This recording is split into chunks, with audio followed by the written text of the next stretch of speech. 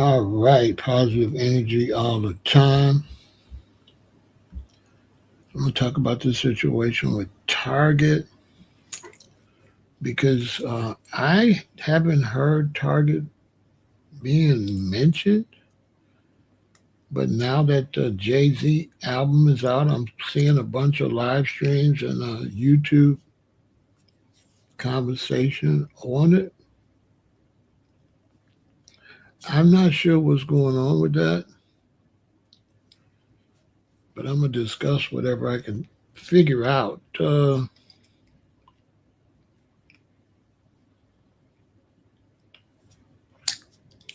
It's kind of strange to hear people talking about Target now, and I hadn't heard any update on this boycott or Target fast, they called it. They called it a fast. That was last year. I haven't heard anything. So, I don't know. I didn't know that people were still fasting from Target. Let's see. The Target Fast, organized by civil rights and faith leaders, including Pastor Jamal Bryant, a prominent 40-day, see, 40-day nationwide boycott began March 25th to coincide with Lent. But then it said it ended March 26th. Well, that's not 40 days. This particular fast officially concluded March 26th after new Target leadership renewed commitments to supplier diversity and black owned businesses. So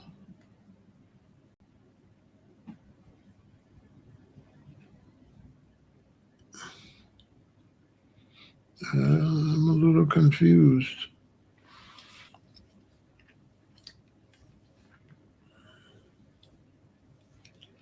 because I seen a lady, one of the organizers, and she was explaining about the Jay Z album, but I'm not sure why she's explaining about it when it's not really clear when this boycott would end. So maybe somebody in the chat could tell me what's going on. I don't know. I haven't heard about that since last year. Seriously, I by last summer I hadn't heard about it. I haven't heard anything about it.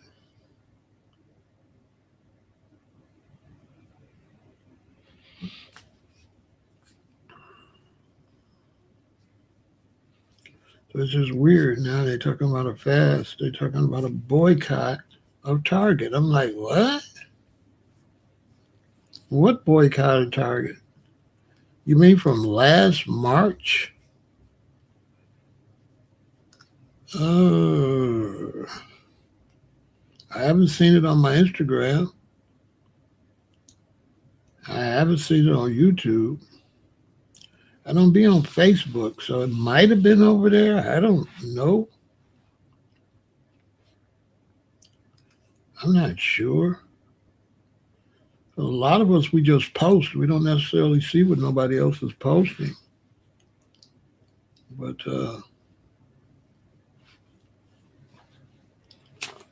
I don't know.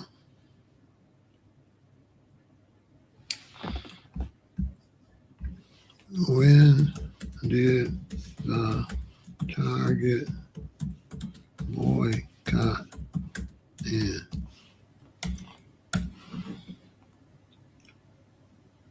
This says March 11th.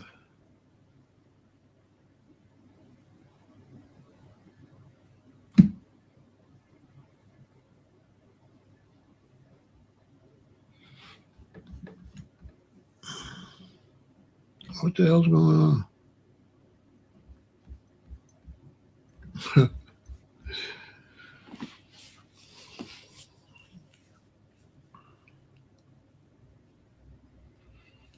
I don't know. So why are they getting mad at the one of the organizers? And why she didn't just say that? I just heard her, and they were talking about the Jay-Z release, and she was explaining and stuff, but she never said, "Well, that's over." She never said that. I'm confused. She never said it was over. She said, "Well, Jay-Z was already doing business with them and all that," but I'm just totally confused. Why did she say all that if the boycott is over? Okay, it sounds totally unorganized. I haven't heard nothing about it since it started. When it started last March, I heard something about it probably April and May. I didn't hear nothing about it after that. I haven't seen anybody say anything about it. So let me see if anybody knows anything else. Anybody knows about the Target boycott?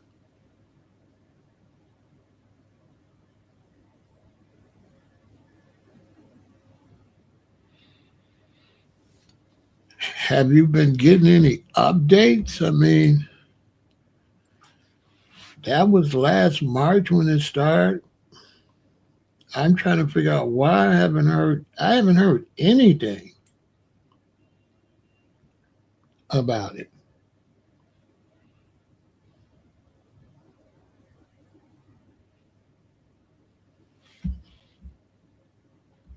That's what I'm saying.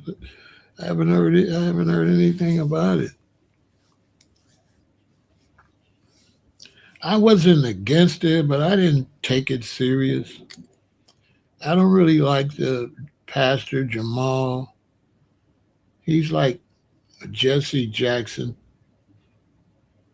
2.0, 3.0. Yeah, when I seen him, I'm like, I seen him when he was downtown Chicago standing behind Reverend Jackson in the wheelchair. I said, oh, look at him making his move to be the next Jesse Jackson. I didn't really.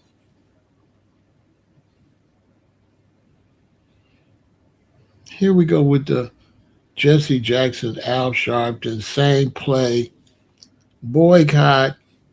They go. I ain't saying Pastor Jamal is doing this. I'm saying this is what they've been doing. So I figured he would, but I can't say he did. They start a boycott, then they go take money on the side, and then they let the boycott end after they get a payoff. So I did not pay any attention to the Target boycott. Now, after so long, you'll be like, here we go with this nonsense again. And I was right because it ended in March. Nobody knew the end date. Nobody mentioned it. No updates in a year or so, at least 7 months. I mean, I haven't seen anything.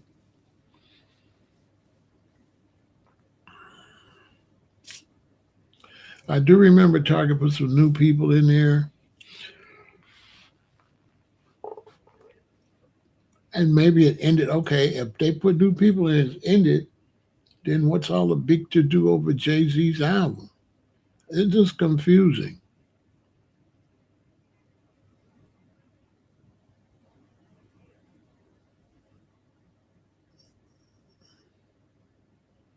It's crazy.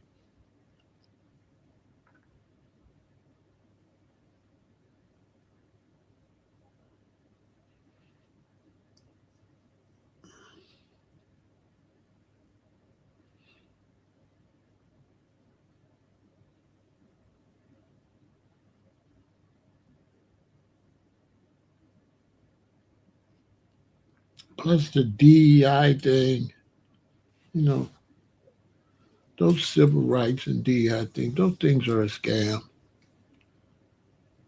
Yeah, those things are a scam.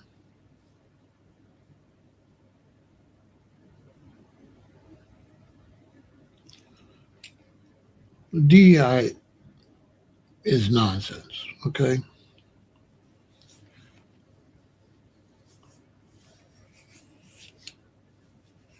and what they'll do is if they want, they say we got to hire some different people. We need we need some blacks. We need some women. So they'll hire black women. So if they hire three black women, that counts for six. So that's three black people and three black women, and that's what they do. That's how they fill the quota. They hired a black woman, and she counts for six. If they hire, she double. Each black woman is double. Seriously. Or Hispanic woman or Asian woman is double.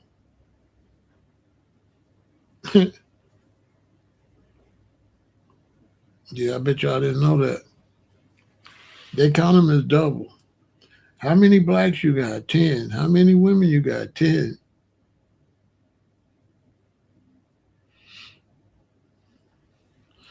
Yeah, poor leadership. They talk about she got cars given to her and all that, the lady. And she was saying, well, Jay-Z this and that. And she never just said, well, the boycott's over. So I'm trying to understand why she was trying to explain herself. She don't even know it's over. The leader.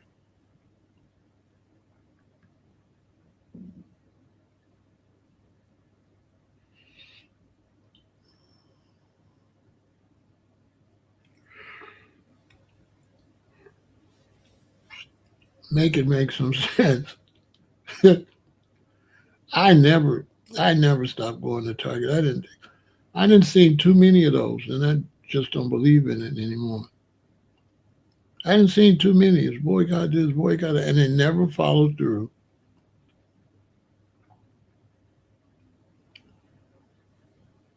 and stuff like that. Mm, if it's some old lady and Target is a half a block away or 2 blocks away, and that's what she could walk and get her groceries, what the hell you want her to do? You want her to what? You want her to find a Walmart or Jewel's grocery store? I mean,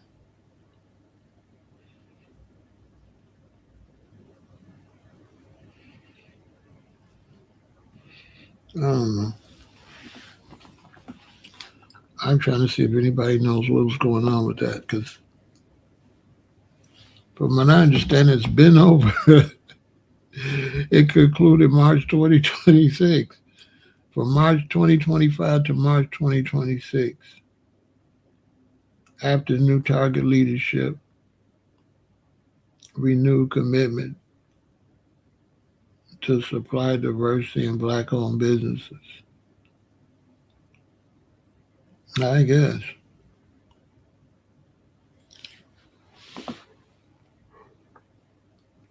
they could tell you anything, and how do you know? But they've been cheating the black man a long time with all that discrimination stuff because they just hire a black woman and it counts for black and a woman. They've been doing that for years. The DEI is the same thing. Look, diversity, equity, and inclusion. Including who? Anybody know what that's including?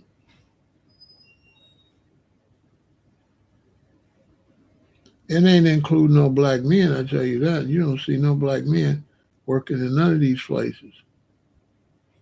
I tell you that. They ain't hiring us.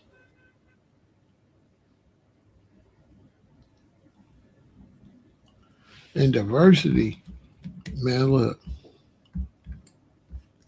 LGBTQ plus inclusion is a foundational pillar of diversity. uh, there go your diversity right there. Make it make some sense. How you get hired for being gay? How's that diversity? Because you're either a man or a woman. So you're a female or you're a male. And you're also some kind of race. So that's, come on. You could be picked as a male or a female. You could be picked as a Hispanic, Asian, or black or whatever. So wouldn't all that come before gay? So if I'm black and I'm gay, gay comes before black or male, or if I'm a gay black female, all of those are diversity. I'm three different diversities. I need to be categorized in three different diversities to get higher. Do that make any? What the hell?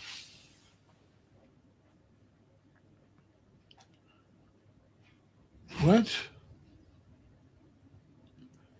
So if you hide a bunch of whites and you gotta have diversity, and three white gays come, you hire them, and everybody's white, but they're not categorized as white. They're gay. That seems like a scam. Don't that seem like a scam? It's like let's say we got 50 people working at a company, and we need diversity. We need at least 10 for diversity. So it's 40 whites and then 10 gay people. No, it could be 40 whites, then it could be 5 white women, but we don't count them. They're not white, they women. And then it could be 5 white gay dudes. So everybody's white, but it's diversity because he's a man, this was is a woman, and these are gay. There you go. That's diversity. But they all white. I don't know, man. I don't know who made this up. Boy, I'm telling you, only boy, listen. That's diversity. I got women. I got LGBTQ. That's diversity. But everybody could be white, and it could still be diversity. Imagine that. Tell me that ain't crazy. Lord have mercy.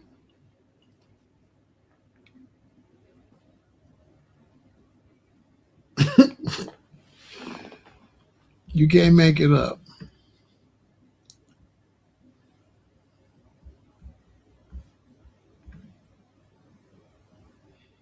So all of a sudden the Jay-Z album come out, and now they talking about Jay-Z's album is in there. He's going against Target, but it says the thing ended in March 2026, and nobody heard nothing. I haven't heard anything about the Target. I didn't even know it was a fast. That's how poor of a job they did. I thought it was a boycott. I didn't even know it was a Target fast. I don't know who made that up.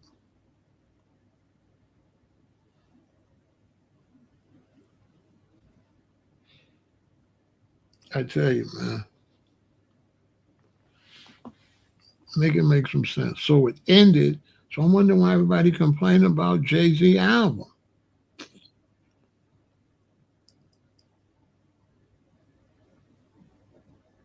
I'm confused.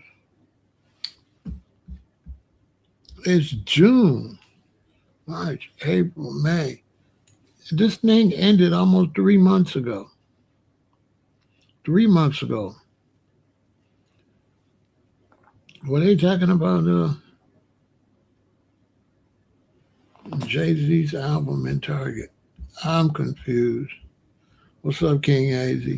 I'm confused. How was Jay Z going against the thing when it ended March? Good to see you. True. Boycott leadership is divided or has split up. Well, he's got his album coming out on Target.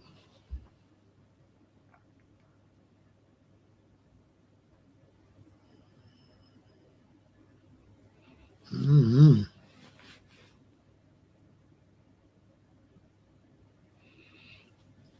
It's confusing.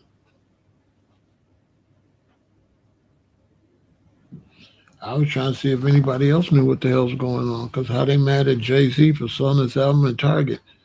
And the thing ended on the 26th, but it was a 40-day. See, I don't know who wrote this either. Hold on, let me see if somebody else got something that makes some sense. How's a 40-day fast lasted a year? What the hell?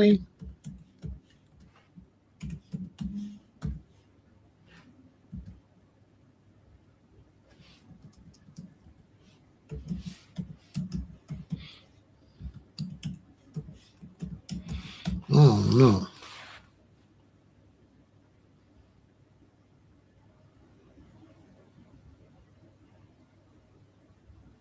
Now it says Target boycott is an ongoing consumer and civil rights protest triggered by the company's 2025 decision to scale back. What the hell? Nobody's giving it.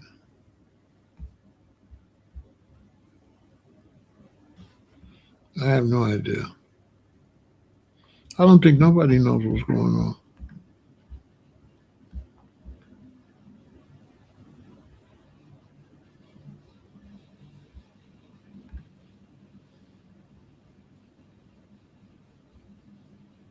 They keep saying a 40-day fast.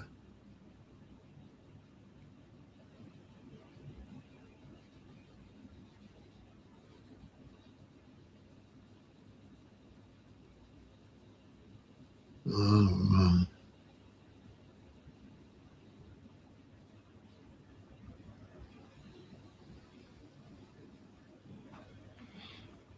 They still talking about the Target boycott. The Target boycott, when does it, what the hell? We are still boycotting Target. What?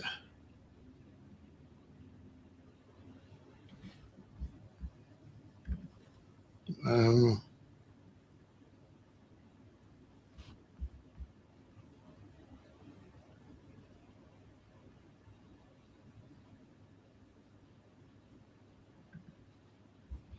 I don't know.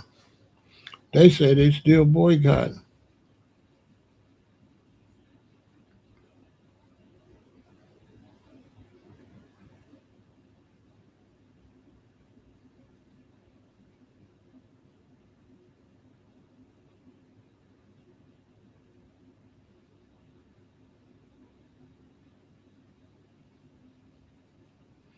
Mm-hmm.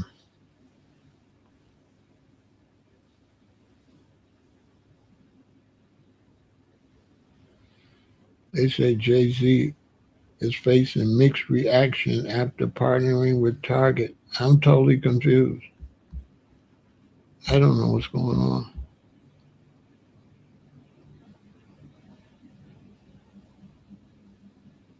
Oh, okay. So the national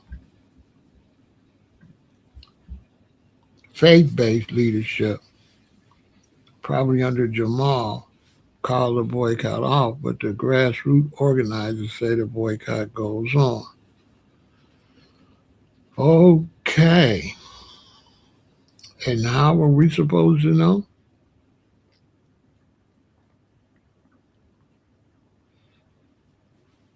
What the hell's going on?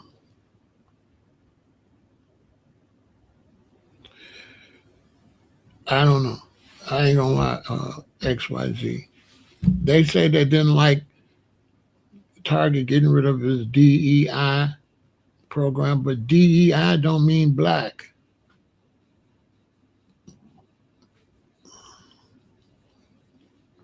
DEI means diversity. DEI don't mean black. LGBTQ is DEI. So, mhm. Diversity don't mean it's going to help black people. That just means they could be Venezuelans and anybody. I don't know. I didn't ever do it. I didn't ever do that. I didn't ever do no Target boycott. Like, hell no. Mm-mm. It's going to be a waste of time.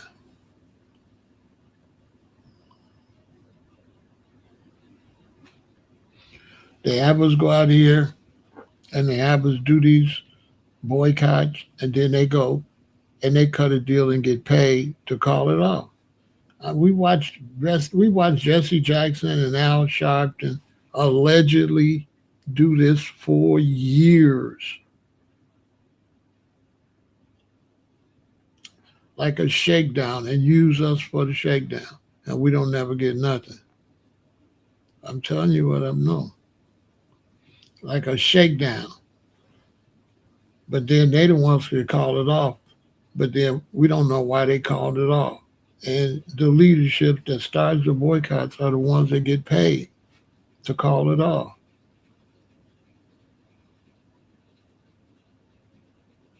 I'm telling you, this is an old trick they've been doing for decades now.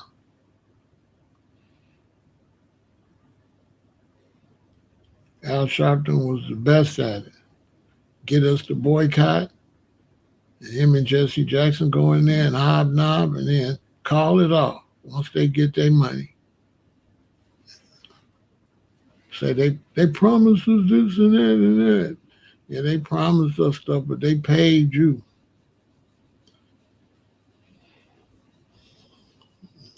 For real. It's a scam.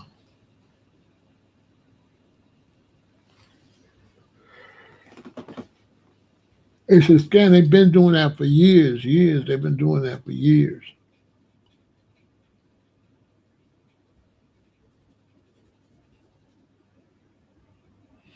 They've been doing that for years. I didn't know.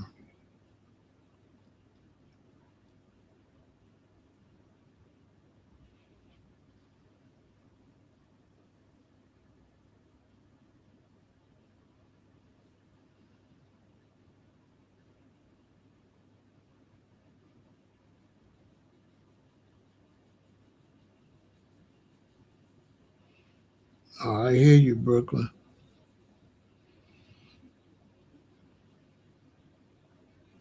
They've been doing that for years. Jesse and Al.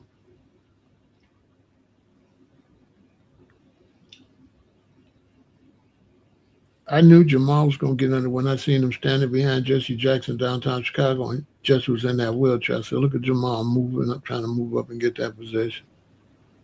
Going to be our spokesperson. He get paid a lot of money to be the spokesperson. So shakedown. I go to the company and say, listen, man, I had these people stop coming and spending some money in here. So what we doing? They cut me a check. I let them do business. They don't cut me a check. I go out there and tell the people, this don't make no sense. They're in our neighborhood. They mess up their money.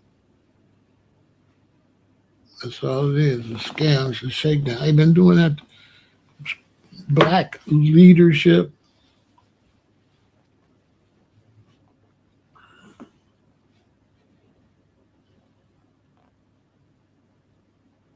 Been doing that forever. What have Al Sharpton and Jesse Jackson actually accomplished for us? Nothing. What does Al Sharpton work? What kind of job he got? He don't got no job. They'll put him on them TV shows or something, you know. But he don't do nothing but hustle us on our money. Who told them to speak for me? See what I'm saying? Who told them they could speak for all of us?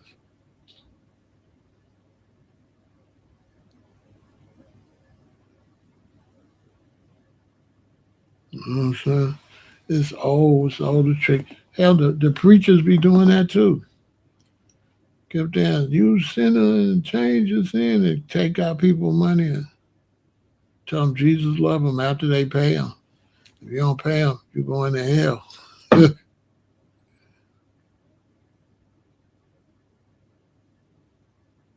No, they don't got no job. That is a job.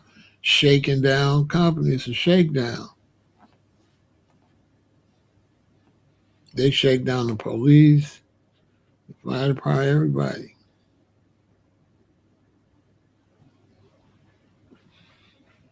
I'm telling you.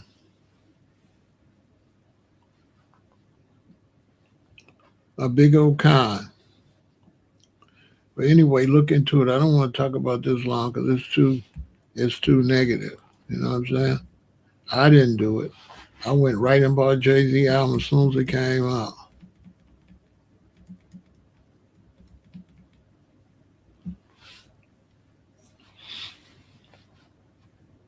They talking about don't buy nothing from Target. Okay.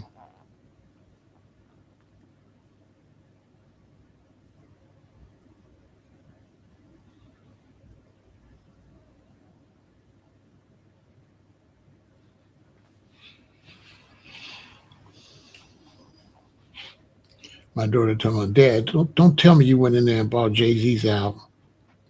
I said, I bought 26 of them, and they're going for $100 for the first 10.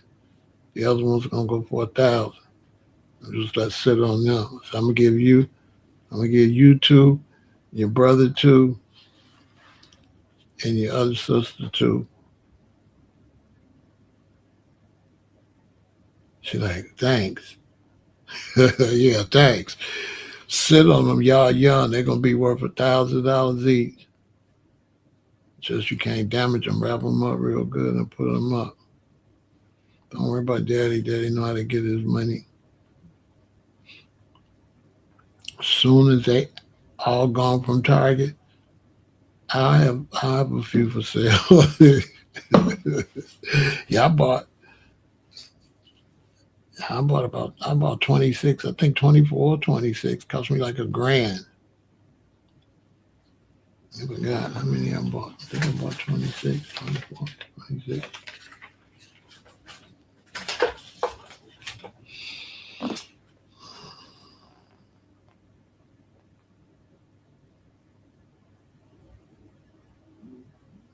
How do I feel about Jay Z?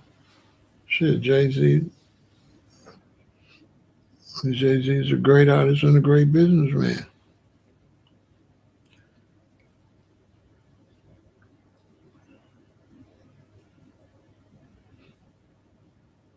Great artist, one of the greatest rappers in rap history, and a great businessman. Great artist.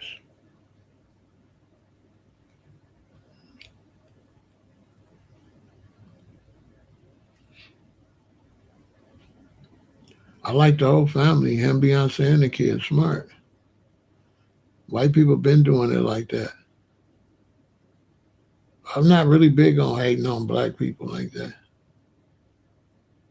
for the same thing other people doing. We do that. We'll hate on ours. Other people celebrate theirs. You know, we'll hate on ours.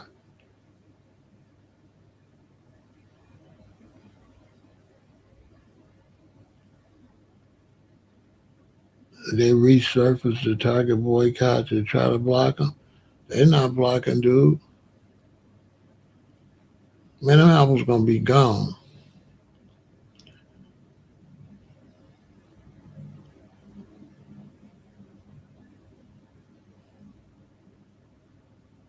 Man, them album's gonna be gone. Hustlers like me gonna buy all of them. Hold on a minute.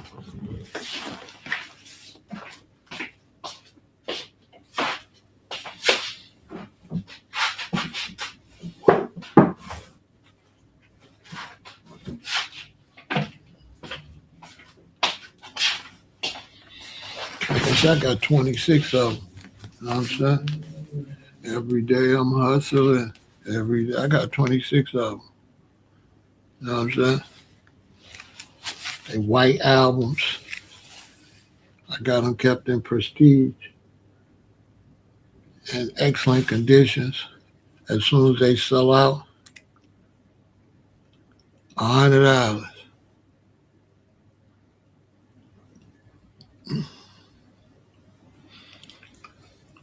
I'm gonna do 10. I'm gonna do 10 for $100. Get my money back, and then the other 26 they'll be sold to some Japanese and stuff like that. $1,000, $10,000, whatever the market value is when you can't get it. Things like this ain't worth nothing till you can't get it. Once you can't get it, guess what it's worth? I be trying to get my money. I ain't trying to. It's not a hustle.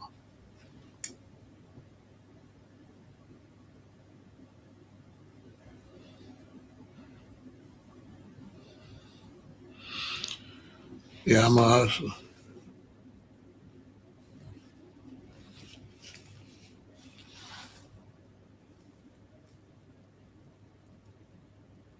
I can go out to the concert and get $500 for it because they're gonna want to buy them and try to stand out there and get them to sell them.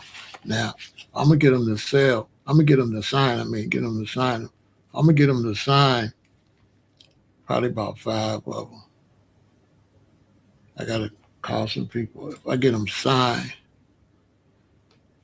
I can get 10 racks. I can get 10,000 for each one of them with collectors. Anyway, hold on a second.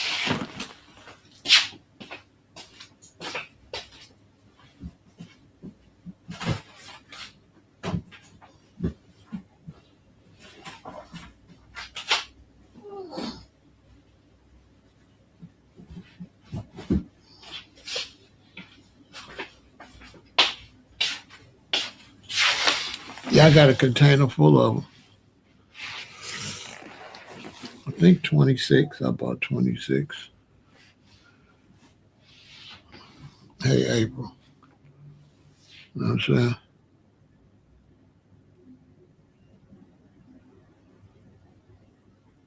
saying? Because he put his in there after the boycott, and their albums was before. So because he put it in there afterwards.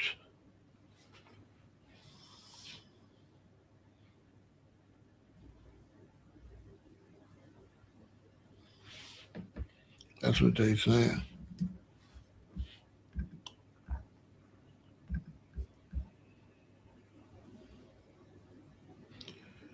Yeah, he put them in there afterwards, and it came up.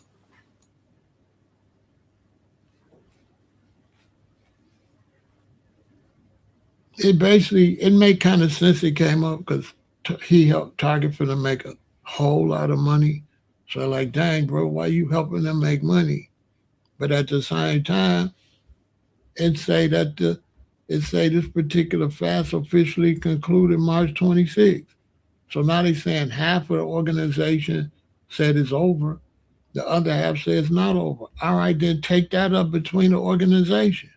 See what I'm saying? If somebody in the organization says it's over, because I think Pastor Jamal and them said it's over. And I think the original people that started say it's not. But they ain't been having boots on the ground to clarify that. So they ain't doing no good job. The first time we hear about you is after Jay-Z. We should have been heard from y'all. Man, they can shut the hell up. How you wait now and then say something? Make it make some sense.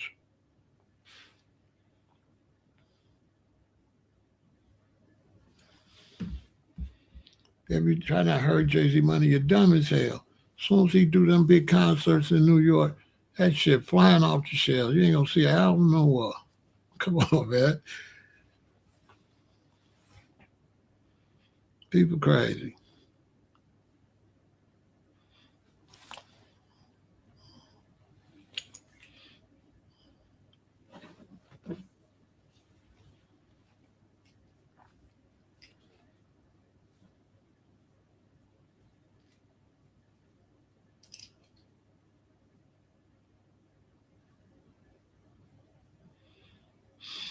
crazy. They didn't do a good job telling nobody. I didn't know what was going on, so they could shut the hell up. They have not been boots on the ground.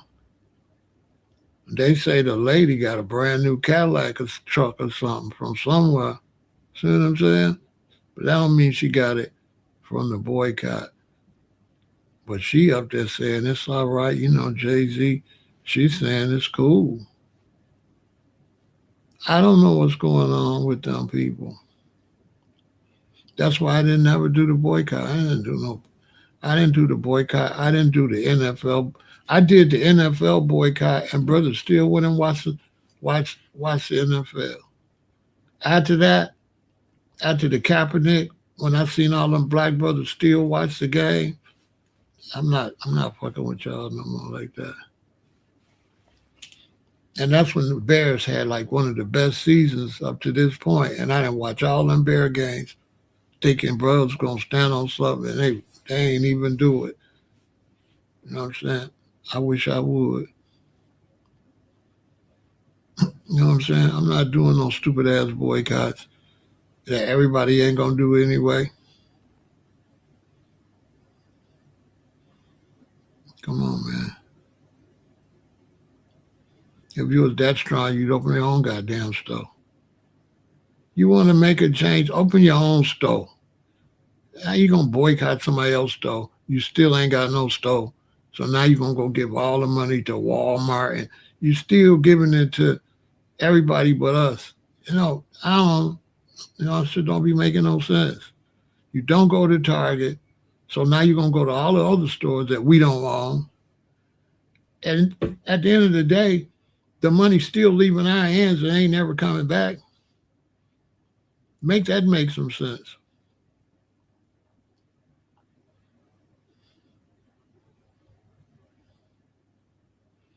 It would make some sense. They say Jay Z trying to sell his album.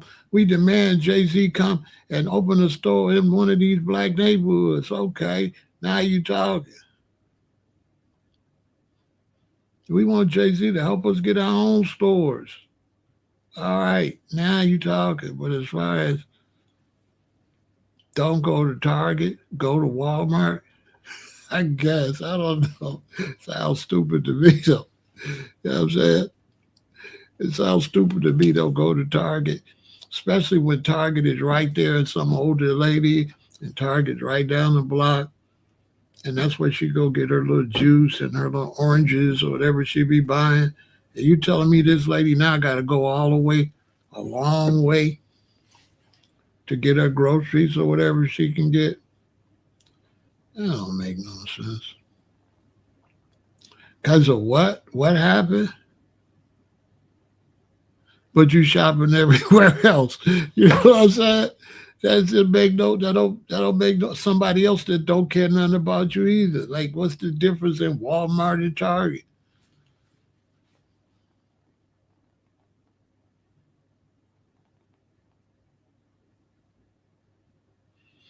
And when you put your money together, you got to worry about the holder running off with it. Pretty much.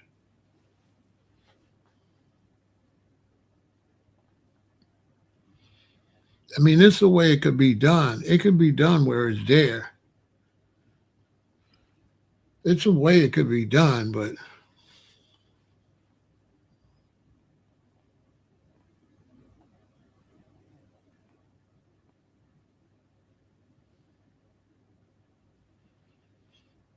because the black community ain't got no stores. Like it's a Target way over there, and then way over there. If you don't drive, you can't go to no store. There ain't no walk-in stores too much like that. Not like it used to be.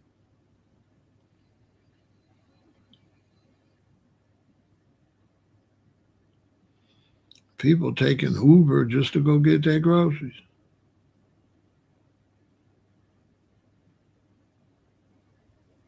So if you ain't got no car, man, you got to go. You got to eat out. You got to eat burgers, and that's why they had a little cheap fast food everywhere.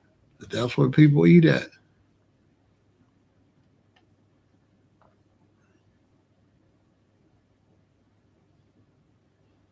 They do their shopping in the gas station, go buy their toilet paper and shit in there.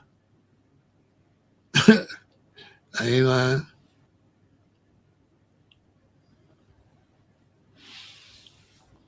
Mm-hmm.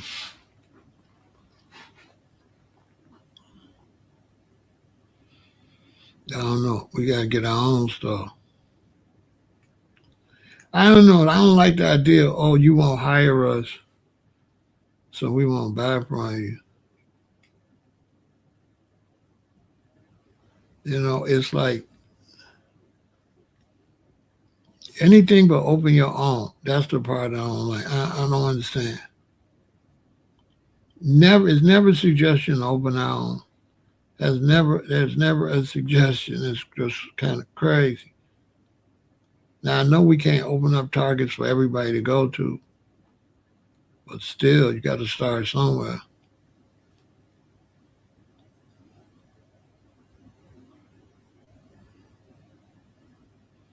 I don't know, man.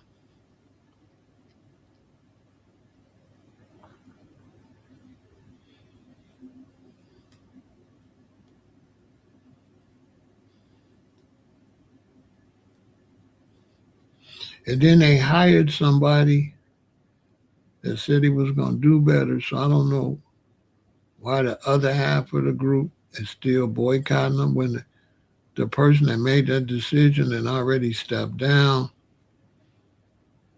I don't know.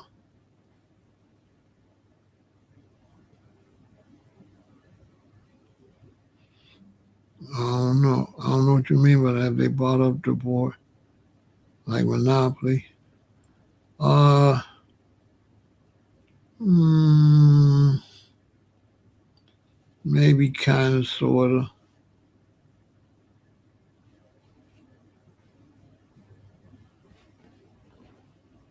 It's like rolling dice.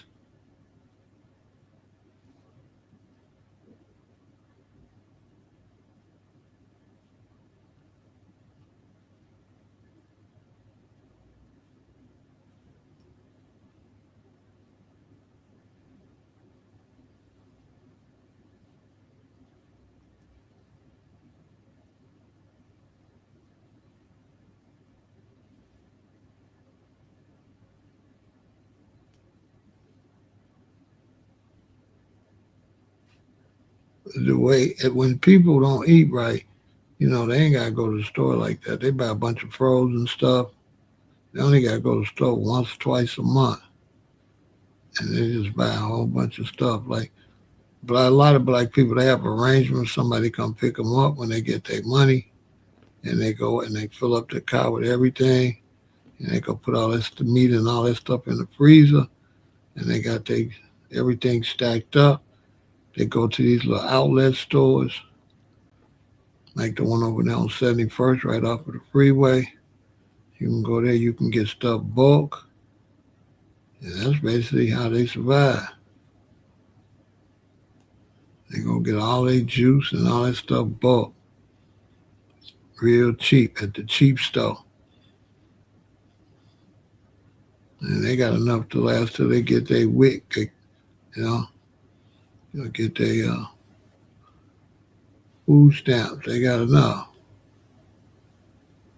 That's how a lot of people shop. That's the only way they could survive.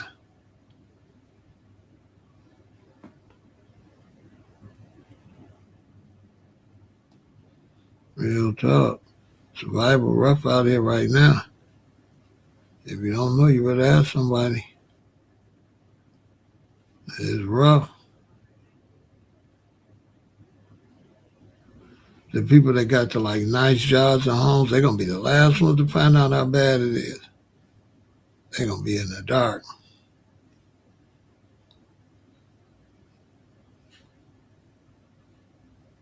because these jobs, they leaving. The environment is acting a fool.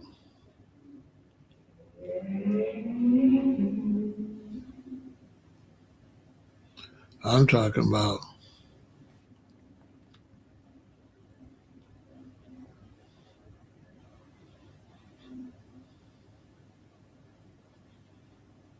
real bad. The environment, yeah, it's getting real crazy. You know it's crazy when buildings just falling by the hundreds. You know it's crazy. I don't know if you've seen what's going on in Venezuela. I don't know if you see what's going on in Europe. 100 some degrees every day. You know what I'm saying? 100 and some degrees every day. The fire's crazy. Every time I look up the fire's crazy. I ain't kidding. The fires is crazy. I got to do some weather reports today. It's crazy. You ain't going to believe it. On this, the news, I got a couple. I'm trying to wait for the next update. And it's crazy. It's topsy-turvy out here. I'm telling you. It's really crazy, though. One thing, I won't tell y'all nothing that ain't, remember I used to tell y'all it's going to get crazy. I ain't telling you it's going to get crazy no more. It's actually crazy. It's the beginning of, when you look at everything just getting crazy, you got crazy 1, crazy 2, all the way up to crazy 10. And we definitely at 1 for sure. I don't know if you're paying attention. Boy, it's crazy. The whole Europe is hot. People just driving. People just driving.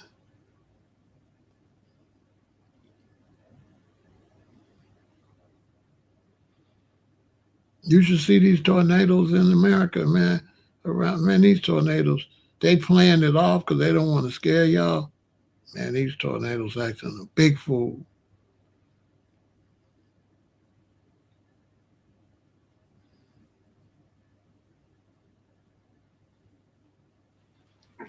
I'm telling you.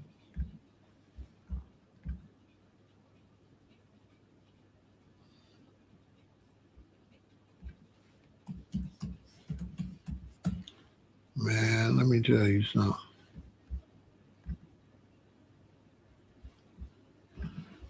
Right now, I'm telling you, make sure you go on your YouTube, on your phone, or whatever, right? And this who you must follow. You must follow Max. If you want to know what's going on, this is who you need to follow. Don't worry, the TV is not going to tell you what he going to tell you. See, he got 2 million subscribers, and he do it independent. This is who you need to be watching.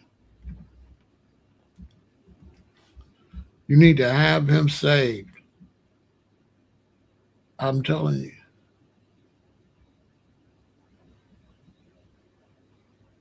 And when storms in your area, go to your phone and turn dude on. If you want to know exactly where is that, where the flood at, or where the tornado, or what's what, he the best in the game. TV can't hang with him. Ain't nobody on the TV messing with dude.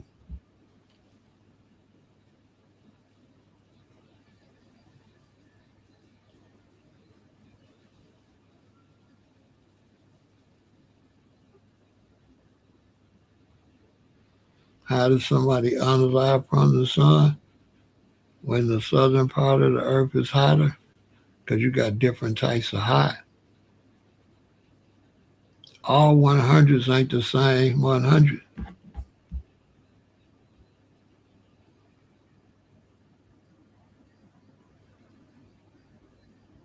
Listen, all 100s is not the same 100s. I'm telling you. All 100 degrees is not the same 100. You got to consider humidity, dryness, a lot. You got to take into account direct heat.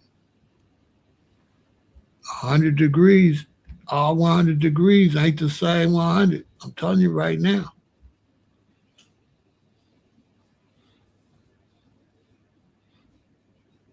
100 degrees in Chicago, that ain't like 100 degrees in Vegas. Man, you better ask somebody. Y'all think Las Vegas 100 degrees is the same 100 degrees in Chicago? You believe that? 100 degrees in Vegas is a whole different 100 degrees. Telling you. If you don't know. If you don't, hey, hey, they don't have no idea, do they? I had a brand new car and left Vegas to California like a dummy because I was young and I didn't know. And man, I got out there in that Death Valley, man, brand new car, straight from the dealer. Got in Chicago, taking it back to LA. Man, that sun almost killed my car. It's a different type of hot.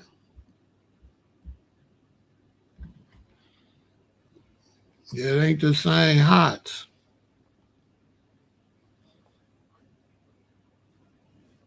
And then you got to understand what is your body used to. So going up to 100 degrees in Florida, Texas, but going up to 100 degrees in Europe, they ain't used to that. 100 degrees, our 100 degrees in Europe is like 110, 115 to them. They blood ain't, your blood got to acclimate. They blood ain't acclimated to that type of stuff, man. They in Europe, man. That's super duper hot in Europe.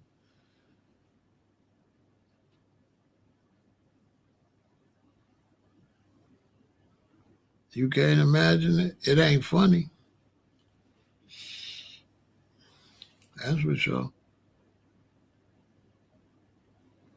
You go imagine it. Man, listen, man. When I went across the country,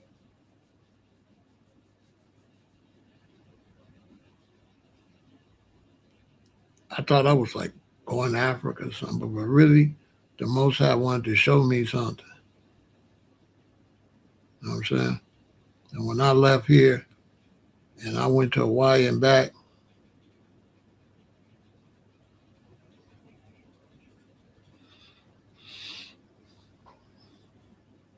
I seen tsunamis, hurricane, lava and volcano and lava. I had already seen a bunch of tornadoes in Chicago. I seen all the natural disasters.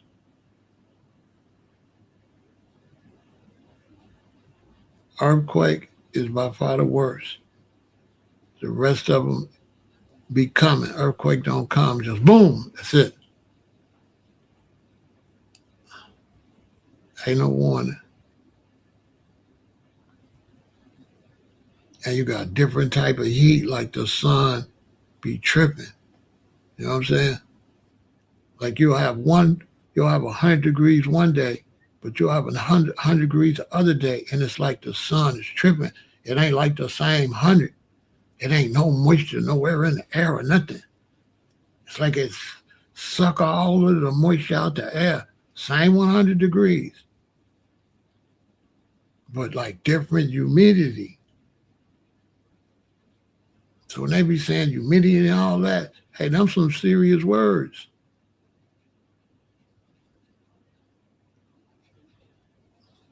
If all that moisture's out the air, you out of there. That's why they say, like, if you come downtown Chicago, I could take you downtown Chicago. You're going to see these big old buildings. And then when you walk through the buildings, it's going to be water. It's going to be water shooting up, like water, big giant water fountains with, right? Because if they don't keep that water in between them buildings will fall. If Chicago wasn't on the lake and they didn't have that water between them buildings, they'd be having big water fountains, like look like they there for decorations. But when you walk between them buildings, it feels just like feel like you indoor air conditioned when you outside. But that's because if they don't have that water, that stuff will collapse. Look it up. That's when they thought that's why they thought that building fell, I think in Florida. What was that, about 4 or 5 years ago? They thought it was because of no water. Later they said it was something with the construction. But Mother Nature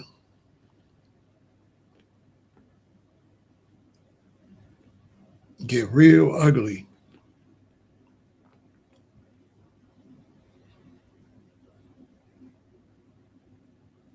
So you got to understand, Europe is old. Like New York is older, and then Philadelphia, then Chicago, and then the young cities is out west. Europe is old. You do know they don't got no air conditioning in France. The Americans don't be knowing a lot of, they don't got no air conditioning. So now when you live in a city like this, got air conditioning, every time people open their doors and stuff, that cool air is mixing with the atmosphere. But imagine a country with no air conditioning. It's 100 degrees.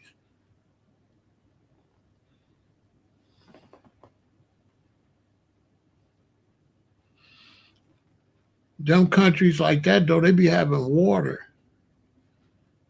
They be having water. They be by, like Nigeria's by the ocean. So it ain't going to get that same type of hot like that. Like a landlocked country.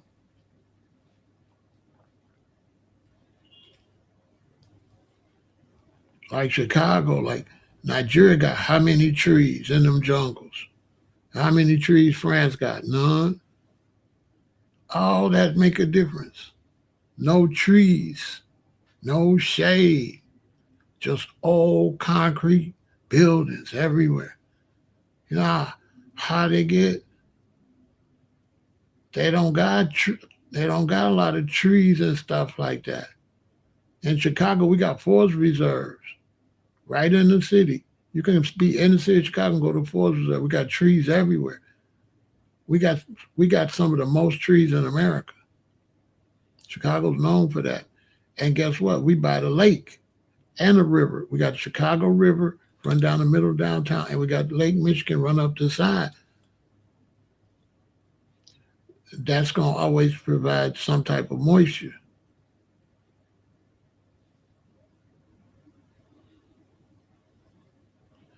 But go to Arizona.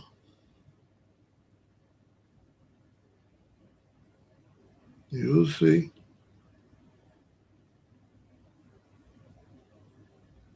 Now they don't have no trees. I'm trying to tell them. And they old. They don't have no air conditioning. They discussing that now. How much would it cost for them to put air conditioning in Europe? They say they can't afford it. They got to try to figure it out. Because Europe is cool up there. They don't get summers like that by where they located, but they messing up the planet. So now Europe is getting, whether you get like you get in Arizona, they're not supposed to get no Arizona weather in in France. France ain't close to the equator. See what I'm saying? France ain't close to the equator. Let that sink in. They up. I mean, it's because they doing too much. They got Elon Musk with all them satellites. They just think, I don't know. Anybody will tell you, listen, anybody tell you if something's working like this and you add a bunch of stuff, is it going to keep working like this? I mean, it's real simple. You got a regular planet made originally. It's working like this. Can you stack a bunch of stuff up there and a bunch of jets and a bunch of airplanes and it keep working the same like it did when it was created? It's just common sense. Can this earth keep working the way it was made when you keep putting new junk on it? It wasn't made with this junk on it. Duh. And young people, and it's hard to understand. My generation probably the last one to understand because they didn't have none of this junk when I was a kid. When I was a baby, the earth was a lot more natural. You know how much junk, I'm born in 1958, you know how much junk they built since 1958?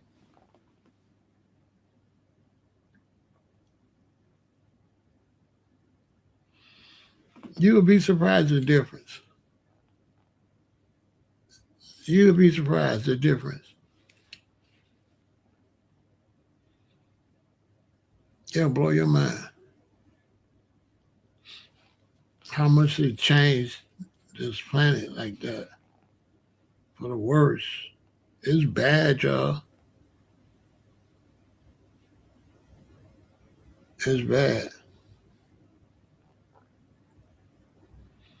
The planet is a living creature. It's gonna survive, and if you making it itch, it's gonna scratch. It's gonna scratch off. You ever see a dog scratch the fleas off? All right then. People on the earth, you like fleas.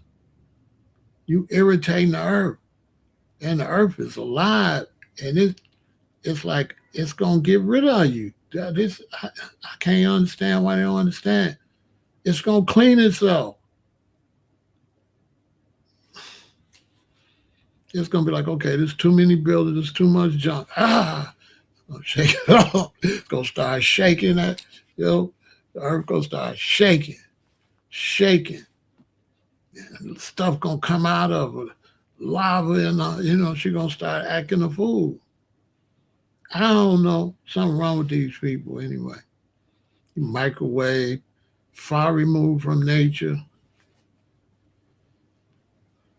People are far removed from nature. Nature is not, they can't really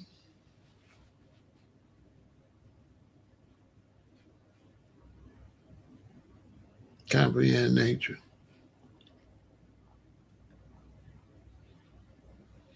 It ain't just everywhere though. It ain't just Europe, the whole Europe. It ain't just that. It's everywhere.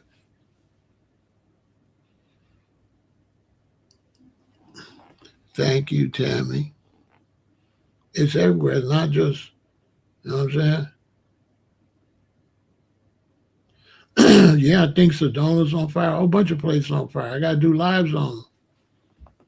I gotta do lives. It's a whole bunch of stuff on fire. I got about three news things I gotta do. Iran, they tripping over there. They not helping blowing stuff up, dropping bombs. Oh, that helps, right? You know what I'm saying? Y'all dropping bombs and the earth gonna just be fine. You know what I'm saying? It's crazy. These people crazy. Ain't no doubt they crazy. All you gotta do is come to Chicago, you'll see that crazy. All you gotta do is go downtown, look at all that shit, boy. You're gonna be like, oh, I see what he's saying. And when you see all the stuff downtown on buildings, and then you see the new ones they building, you're gonna shake your head. You're gonna be like, well, when is it? So y'all just gonna keep building them until they fall in the lake? Like it's the most. I don't know what to tell you. They still stacking stuff up back to back. I'm talking about hundred some story buildings. They just keep building them. I ain't lying.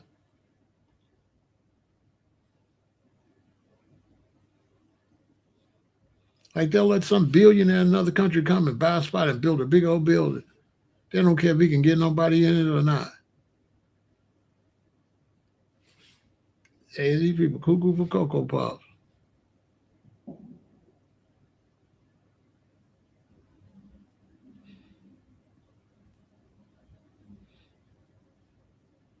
Man, this weather acting a fool.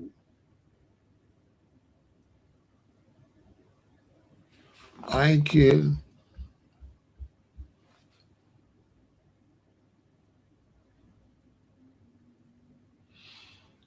uh,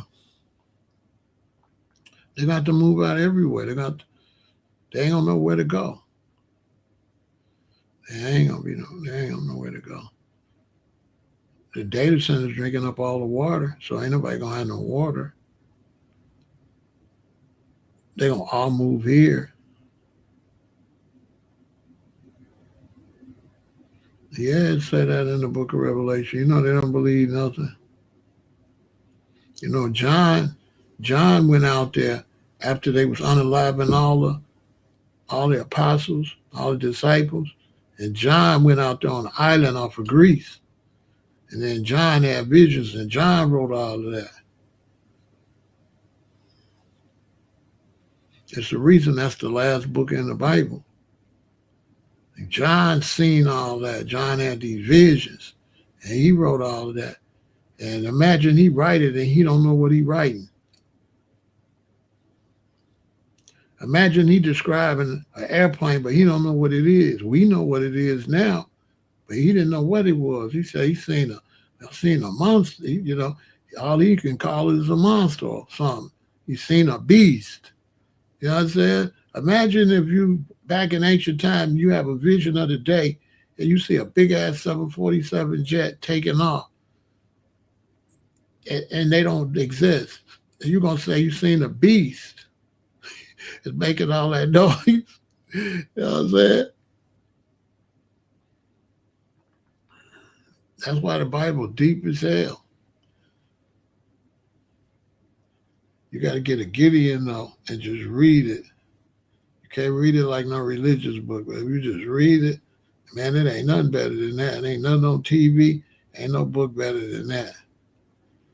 I'm going to tell you straight up. It ain't no book better than that. It's tripped out. You really going to get angry if you read it. But you can't. You got to read it, though. Don't do like people say they read it. I don't say flick through it. Flick through is not reading it. That's the only book you can flick through and say you read it. Isn't that crazy? Any other book, you got to start at the beginning, read to the end, and say, I read it. The Bible, the only book people read a verse in Psalms and he and say, I read the Bible. I read the Bible.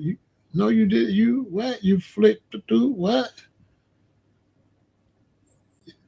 Hardly nobody read the Bible. Just a few of us. Everybody else flipped through it. It's good. It's good. You just got to take the religion out of it, man. You're going to be shaking your head. You're going to be pissed. Like, why nobody didn't tell me this is it? What? It's deep. It ain't what you think. It definitely ain't what you think. Man, it's everything in there, man. You name a story, it's in there. It's crazy, too. It's crazy. It'll piss the average person off if they just really sat down and read. They'll be mad. Why nobody didn't tell me this was in here? You'll be mad. You ain't gonna believe what's in there. It's crazy.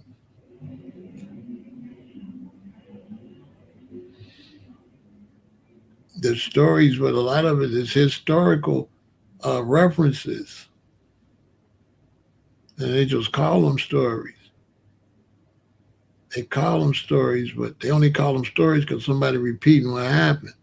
And they keep repeating it into the future, and they say it's a story. But actually, it's like a videotape of real life, just in words. You know what I'm saying? It's heavy, though. It tell all of this, all that you can see, all of this.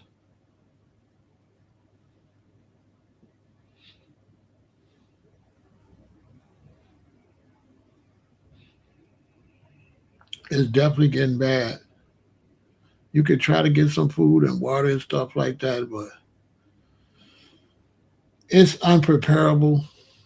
You can't really prepare. You can, depending on what happens, but certain stuff happens. What are you gonna do? You see Venezuela, you seen them buildings falling? Y'all seen the video of them buildings falling? It's just the whole thing just fall. They don't even know who in there. They can't find nobody. They ain't got no equipment to even move the building. You know, could you imagine being under a building and they ain't got no way to move it? How you get a building off somebody? Let that sink in. In a primitive country like Venezuela, where you primitive, but you're trying to build new stuff. But when this stuff fall, everything is primitive. They ain't gonna be able to get these builders off these people in Chicago if these builders fall. How they gonna get them off of you?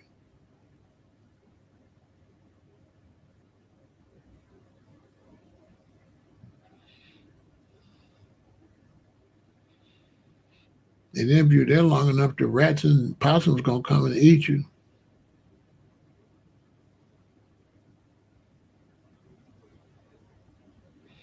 You know what I'm saying? The bugs and stuff gonna eat you alive. Imagine being eaten alive by bugs. Just trying to find something to eat because their house got fell down too. They stuff, you know what I'm saying? Ants and everything just all over you. You just feel something all over your legs. You don't know what it is because you can't get down there.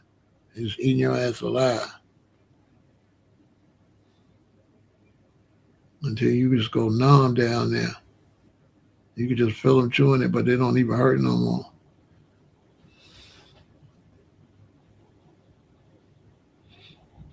Like that lady that face was all ate up, some ate her face up. I forgot what bug ate that lady. Her face was all ate up.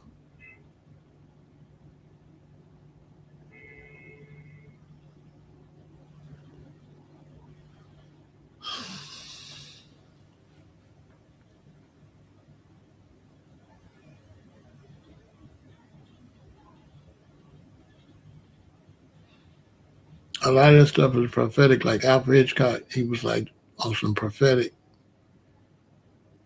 He was making a lot of prophecy. The birds, stuff like that. He got that out the Bible, and then he made a movie. Smart. He knew hardly nobody would know where he got it from, but he got that out of the Book of Revelation. But the last thing in the Bible is the birds ate up ate everybody. For the great feast, the birds.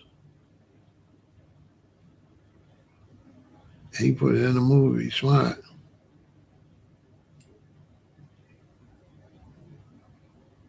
If you look at the birds, you can tell they hate us. We done messed up their environment. They ain't really cool. See how they be looking at you?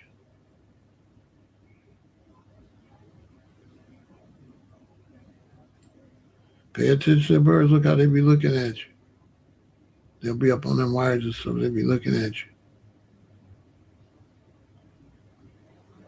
It don't be no good look either. Like they like you either.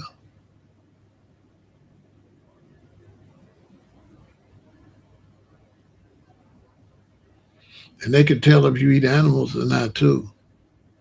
They can smell it. For real. They can smell if you.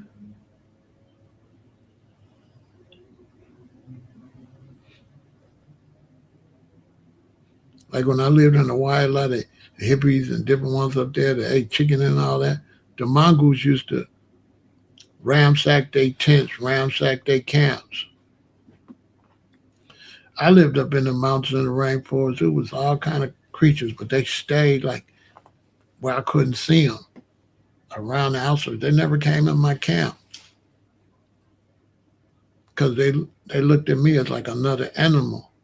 They didn't really look at me as a person because I ain't live like a person. I live like an animal as far as they was concerned.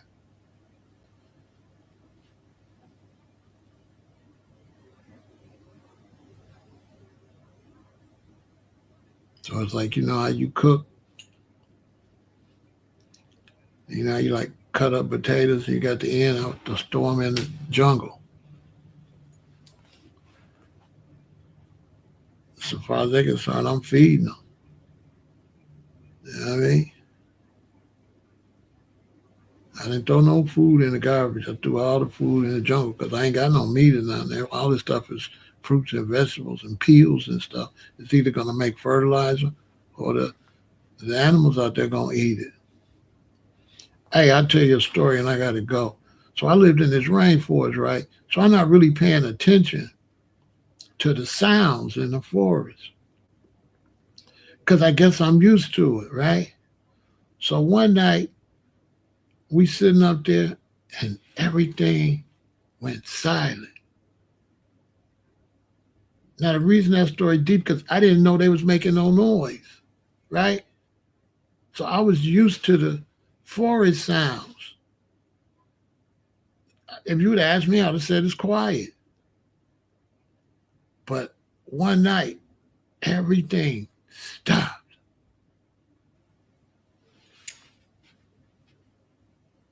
And I told my boy and my queen, I said, somebody up there. Somebody was up there that don't live up there. Tell me that ain't deep. I didn't even know they was making noise. You know what I'm saying? I was used to it. So I didn't know they was making no noise until all of a sudden the crickets and anything up there. I don't know what all those different creatures was now that I think about it, but everybody up there shut up. All the creatures that lived around me, they all just went silent. I mean, it wasn't none. I turned the lantern off. Somebody was up there. I turned all the lights off.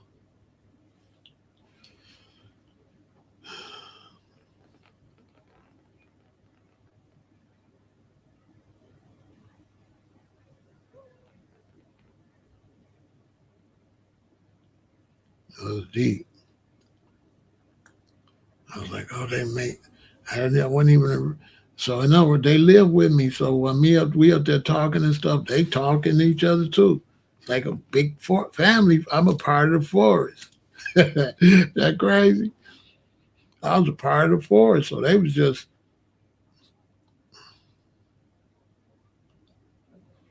I tell this story all the time. Now, this is one of the craziest stories.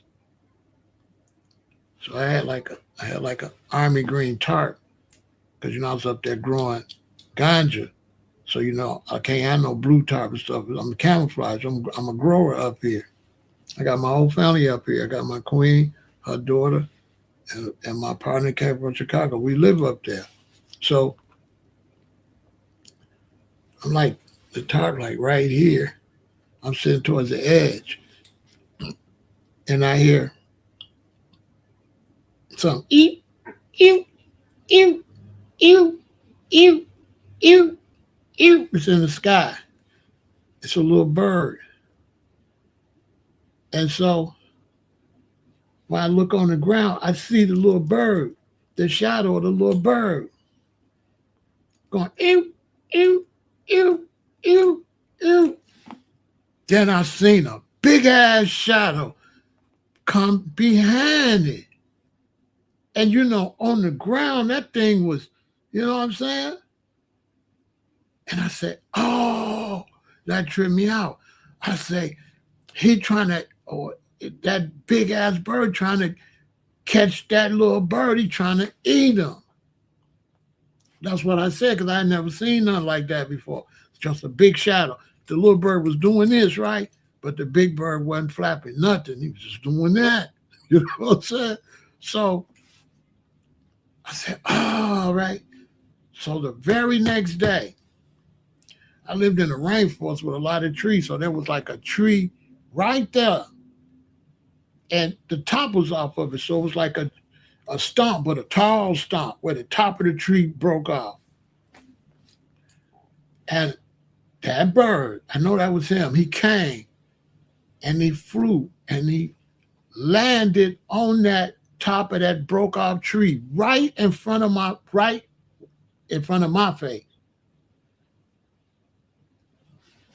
And he landed and he looked at me like this.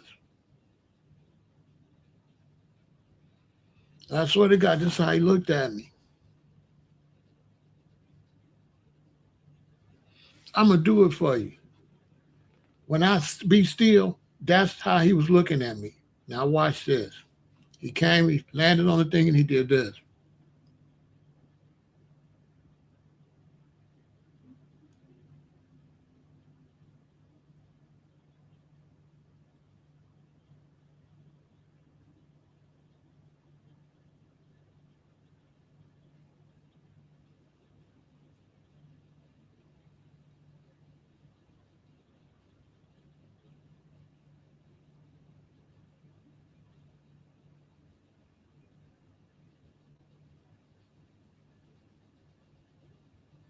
Then he flew off on myself. That's how long he looked at me. He just looked at me for a long time.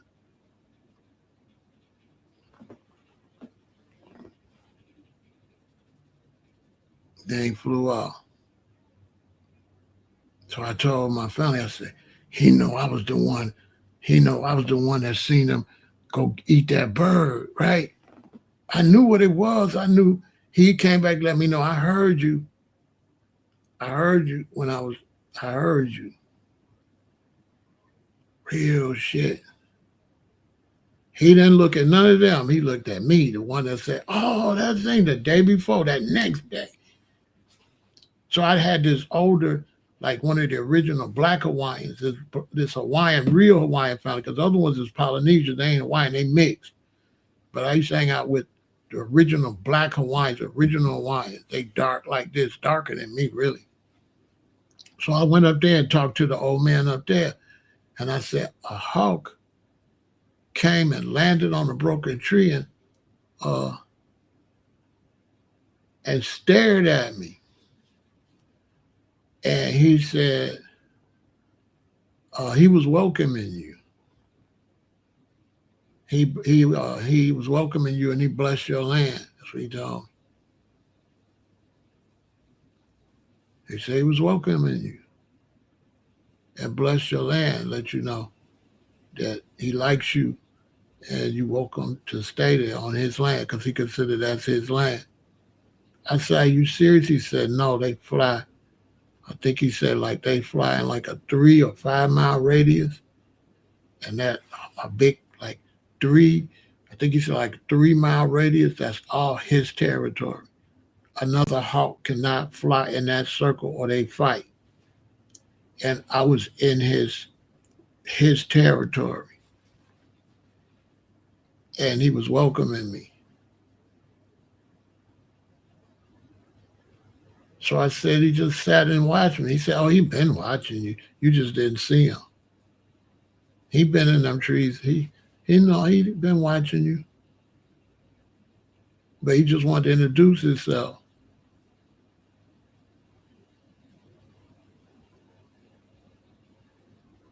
And what he say? He wanted to introduce himself. But the way he looked in my eyes, he was looking at my eyeball, like the pupil. So when they say bird's eye view, they're not kidding. Like that thing eyesight, you could tell he was looking in the black part of my eyeball. The stare will scare you. The stare is crazy. So he's like, he been up there watching, you know you are. But he wanted to introduce himself to you. I knew it was because he heard me, he heard me watch him make a kill.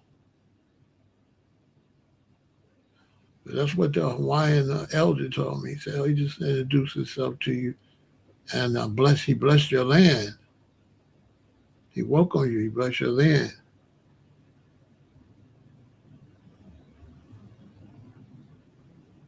Facts. But you see, I smell like plants and shit. So I'm not a threat. See what I'm saying? I'm not up there cooking birds. See what I'm saying?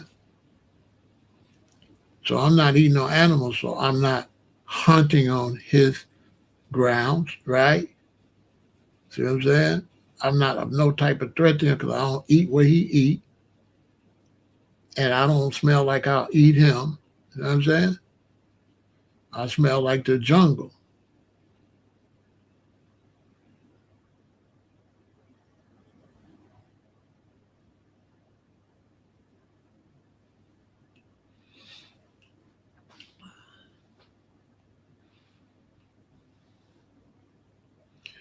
I hear you. What I got from it, cause I'm black nigga from the hood. What I got from it is I heard you I heard you see me getting ready to kill that bird in the yesterday. That's how I took it. You know what I'm saying? Now the other man said, but how I took it is he landed and say, "Oh, you the one? I heard you making that noise when I was killed that bird for dinner. Yeah, I heard you. I heard you down there. You ever see anything that scared me in Hawaii? Hell yeah, I've seen some shit that scared the hell out of me. We had just got to the Big Island, so we get the van. We want to go see it before we settle down, so we start driving around the Big Island. We just got the van. We've been there maybe about a week, and the van came. We would stand down at Hilo at Oniaka Park. You know, at them parks and beaches there, they got showers and shit, and people live outside in Hawaii. They even got cribs. So we got the van, we drive around, and I forgot what I think I needed. Whatever the thing is that to charge up your battery. I think it went out. So the van just stopped. So we in the furthest southern county in the whole Hawaii. We're in the once you leave there, you're no longer in Hawaii. You're no longer in America. So we're in the furthest southern county in the whole United States. So some Hawaiians took us to the beach because Oniaka was right across the street. So he said, "Well, push your van over there, bro, and then you can find out what's wrong with it. You can camp there." Cool. Push us there. We camped there. We just kept camping. We was wild. We just stayed, right? So one night we was there. I was in the van, sleep, and the van started bouncing back and forth. I'm thinking this is Samoans in Hawaii or Hawaiians because they some big dudes and they known for playing with tourists by shaking your car, try to turn your car over, turn your van over. So I'm thinking it's Samoans and Hawaiians, but it was an earthquake. So early in the morning, we in there chilling, and some knock on the window. It's the police. They say you can't stay here because we might have a tsunami. And if we have a tsunami, it's gonna wash this van, you, and everything into the ocean. So I had a brethren out there that lived out there, like a dude I met. We became tight. Everybody loved Rasta. Everybody loved me for sure. So I had a brethren out there. He said my daddy crossed the road, like where we broke down, and go up there. It's a sugar cane plantation. So you go and you go up a little hill right there. So he said, "I'm gonna push you up the hill in the sugar cane plantation where my daddy worked." So he pushed the van up to the sugar cane plantation. Okay, we got our iron pot. We cook outside. We finna cook. We ain't got no water. I said, I'm finna go back down to the beach and get some water. And when I got down to the beach, it was a wall of water just standing there. It had to be 40 or 50 feet. It was on the edge, like here's the beach and here's the water, here's the ocean, and this the beach, it's the sand, and this the ocean. And the wave was standing up just like this. It was just standing there. And it was all the way down. Waves do this, but it was a wall of water. And all you could see was like this up and down the wall. Like you could see the water moving, but straight up and down. Man, you can't make this shit up. It was a wall of water just straight up and down. Man, my heart started pounding because if it fall, it I gotta leave, get out of here, cross the street, and get so far up the hill, or I'm a drown on my soul. Man, that was scary. My heart was pumping so hard. I got the water and I started running, and it never came down. It was still standing up. When I got on the other side, started going up the drive, the dirt road that go up the mountain. It was still standing there, just straight up and down.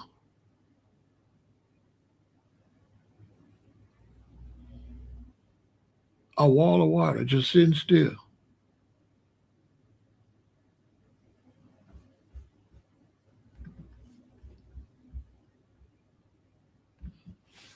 As you never can't make no shit like that. It was just standing straight up. And you could see the rippling up and down, but it didn't fall. It was straight up. They call it a rogue wave, but it wasn't like this. This is a rogue wave. It wasn't a wave. It didn't have no curves and stuff. It was flat. I can't find no picture of it nowhere. It wasn't like this. It was flat water, straight up. I tell you what it was like. Remember they say Moses parted the sea and they walked through? It was like one side of that. It was just a straight up. It was just sitting there. And it was just doing this up and down, but it didn't fall. It was just there. It was big. I'm looking at it.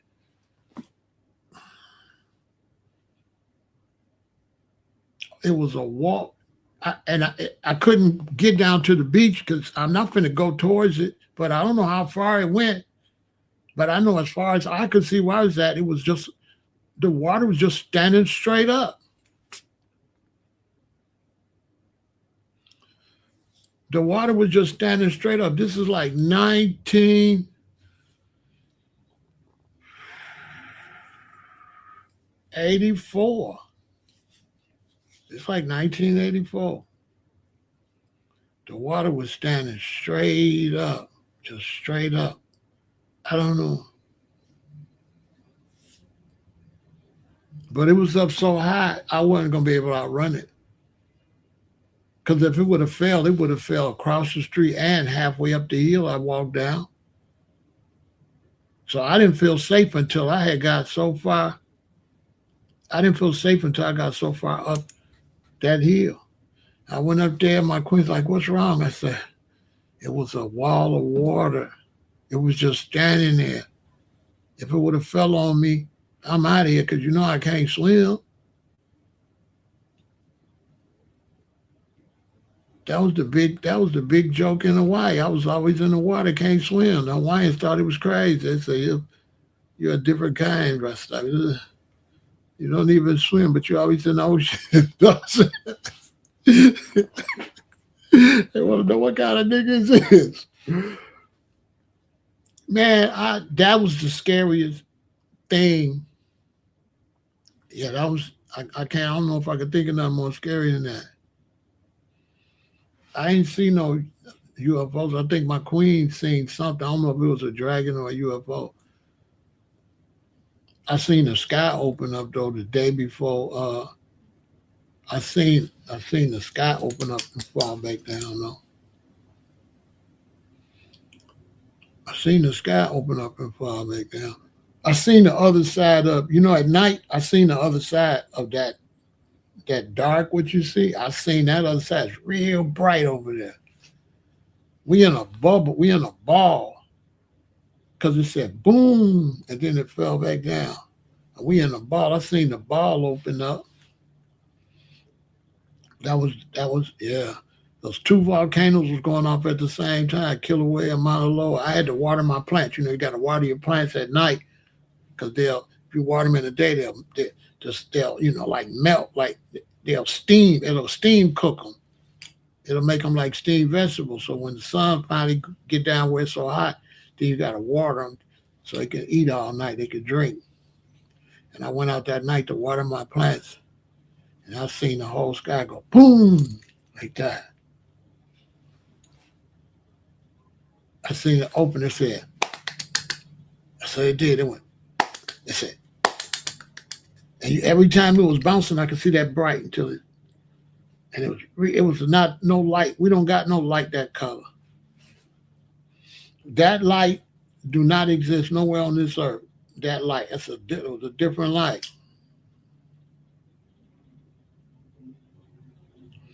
Yeah, all that stuff is out there. I ain't seen a mermaid, but my daughter's mother seen a mermaid. Let's take a break. My oldest daughter, mama, seen a mermaid though.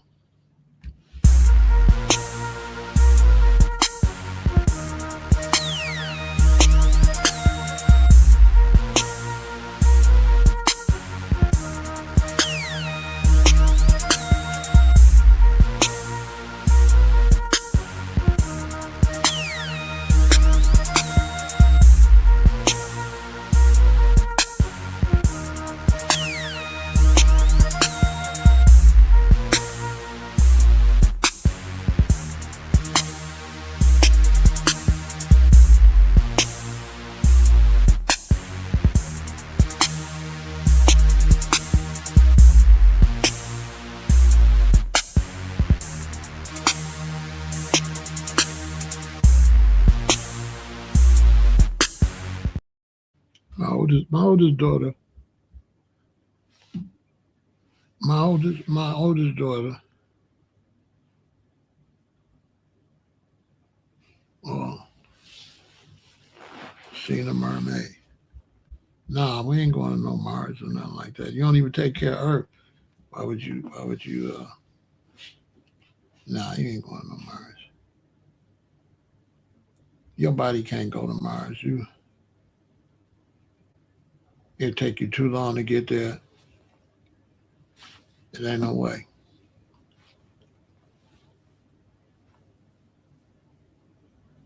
And as far as going to Mars, you know how many thousands of years it would even take that to even be uh, possible for you to even live up there. It would take forever to get the equipment up there. You know what I'm saying? You would have to pass that project down for generations. No generation, not no one generation would be able to even do that.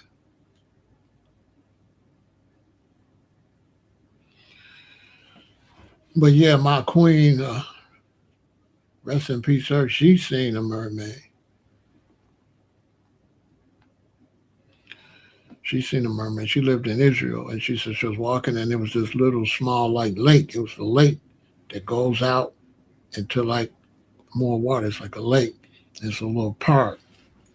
A lot of times you have a big lake, and then you have like a little pond outside the lake, like a small lake that comes off of all the other water. And she seen a lady there. The lady was sitting in the water. The lady was in the water on the edge from about waist high. So my queen said she sat down, she started talking to the lady. They was having a little conversation. The lady's lower body was in the water. And then she said after talking to her for so long, when the lady moved her legs, her bottom part was fish. She didn't have legs. She had the fish fin thing that they swim with. So she said once the lady lifted her legs where she could see that, she said a whole bunch of them came out of the water. And it was a bunch of kids, and it was a bunch of adults, men and women. It was a school of mermaids.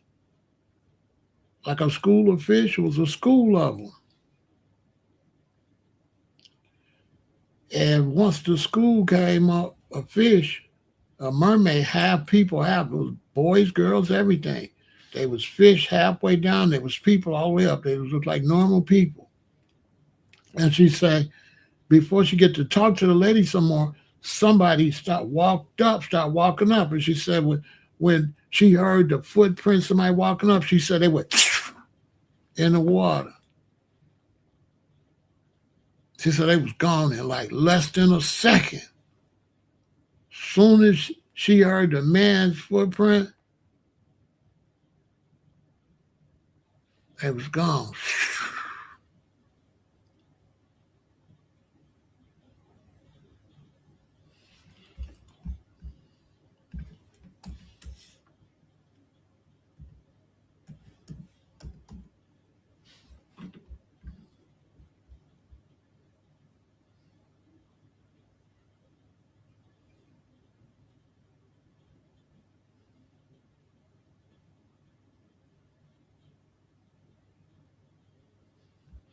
No, I ain't finna.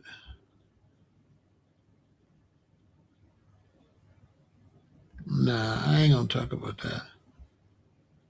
Nah, that's nonsense. I ain't gonna talk. I ain't talk about nothing like that. That don't even make no sense.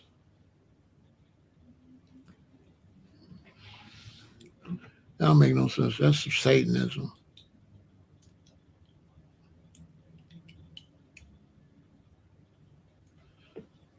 Yeah, she seen a whole school of mermaids, but when somebody walked up, she was mad about that because she was gonna ask the lady a bunch of questions.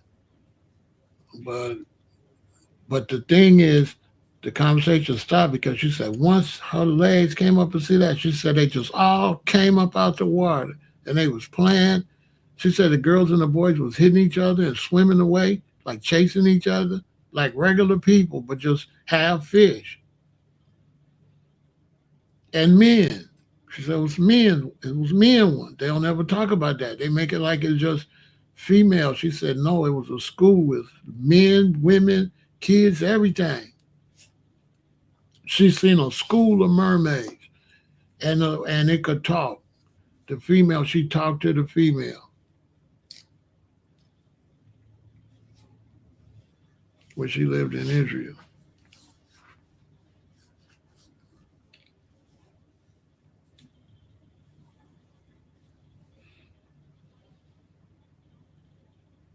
Then she said one time, I forgot the details, what she said. She was out in the desert.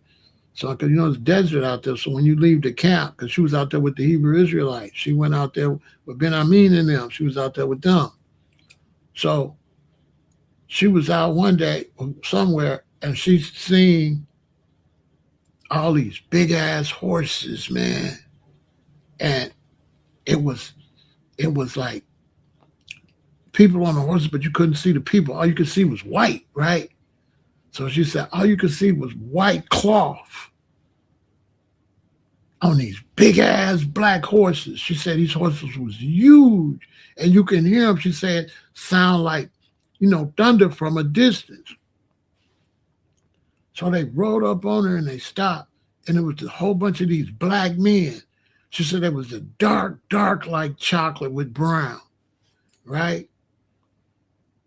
And then they got off them big ass horses. She said she ain't never seen no horses that big, big old muscular horses.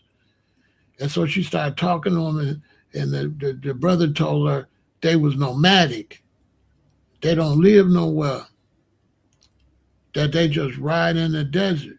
She said they had on all white cloth. So she said, how you can see with that cloth wrapped in your face. So he showed it's real thin. You can see through it. But he told her the reason they wrap up with the cloth, he said, because the sand will tear your skin off. Yeah, it was, yes. He told us that the sand will tear your skin off and get in your eyes and get all in your hair and in your ears, and the sand will unalive you. Your nose will be full of sand. So he told her the reason they wear all that cloth, because when they ride in the cloth, flick the sand off. I said, hell no. They say the sand can't stay on us because the cloth catch the wind and the cloth be constantly shaking the sand off. So we never have no sand on us. Can't make that up. Somebody had to tell her that. That's what he told her. He said we wrap up, and he said keep us cool because the sun can't touch us. They don't like this white stuff, like almost like a mesh. And they said that's how we stay cool because the sun can't touch us. And this catch the air. It's like air conditioning. It's doing that. It's fanning us while we riding.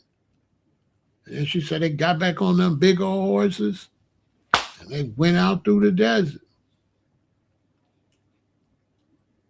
She described them horses like big old muscle, big muscle. She said the horses was jet black and shiny. She said she ain't never seen nothing like that before.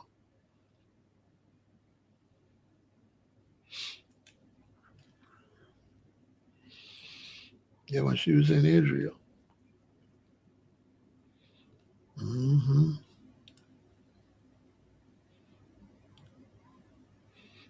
of times when you like a mystic like that, people will open up and tell you stuff that they be done forgot, or they'll never. She probably wouldn't have never thought about them circumstances if she wasn't talking to me. If she was just in a regular Babylon world, she probably wouldn't even pull that information back up. Those are the two stories she told me I found to be uh, real deep. She tell it better than me because she's seen them.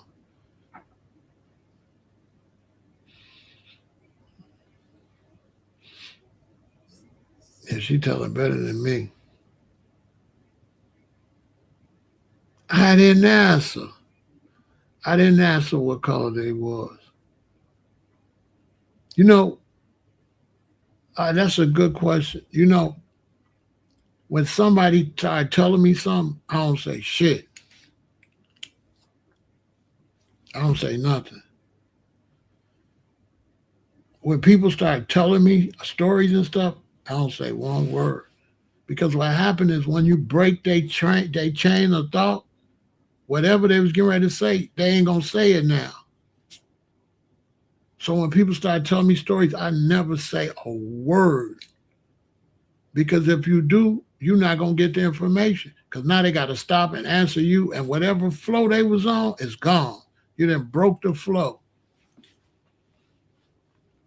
So I don't ask questions like that. That's how I know so much. People that be like listening to people ask those questions, they don't learn nothing. When you get around people and they start dropping information, the quieter you are, the more information they're gonna drop. The more you talk, they're gonna stop. So I don't say nothing.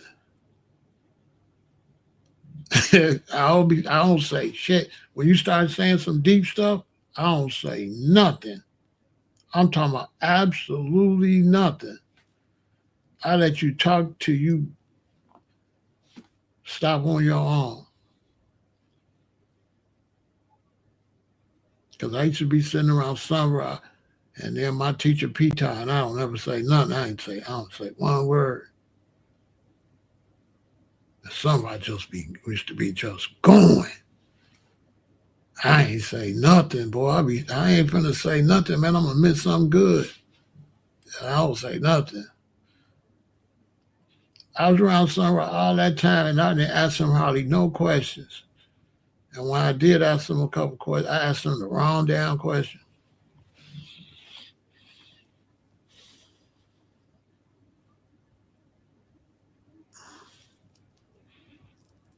Say, I just be listening. I don't say nothing. That's how I got a lot of knowledge. I didn't get this. I got this knowledge from observing, listening, watching, and reading a lot. If you don't put nothing in, you ain't got nothing to come back out.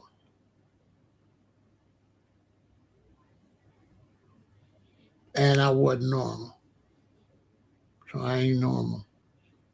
Because who the hell get out of high school and just go to Hawaii and live outside? You know what I'm saying? I'm from the city. What I know about living outside, I ain't from Africa or Jamaica or nothing. But I used to hang out with some Trinidadian brothers. So they taught me how to live the Trinidadian way. They lived in Harvey, Illinois, but they lived like they were still in Trinidad. So they didn't cook in the house. They cooked in the back. They cooked outside in the backyard. You know what I'm saying? So I would be around my Trinidadian brethren, and they cooked outside in the backyard. So they the ones taught me how to cook naturally outside. So I took that to Hawaii because I wanted to go to the islands, but I didn't want to deal with the prejudice of different blacks be prejudiced.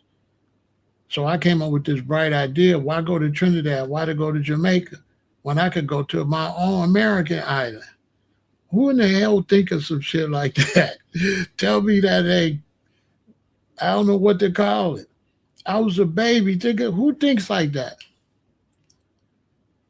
So I'm like, because I was going to go to Trinidad, or I was going to go to Trinidad or Jamaica, but mainly Trinidad, and we was going to build some. We was going to go from Trinidad to Africa. But I started noticing how, like, there's tribal different things, and I didn't want to go to nobody island and be treated a funny kind of way, because now I'm surrounded by your kind, and I learned that early. So I said, you know what? We got islands. Who in the hell think like that? So I said, we got islands. I go to American Islands. I got my own American island. So I came up with this crazy idea. So I'm gonna go to Hawaii. Then I'm gonna go to China, India, and East Africa. I had it all mapped out. I'm like, I'm gonna go. Then when I'm gonna go to Hawaii, boom. Then I'm gonna go to Egypt. I'm gonna go to China and India and retrieve all our knowledge they stole from us. This was my philosophy. Boy, tell me. That was my philosophy, like 21. That was my philosophy. I'm finna go to California, then go to Hawaii, go to China and India and get all our knowledge back that they stole, and then come in and pop up in East Africa.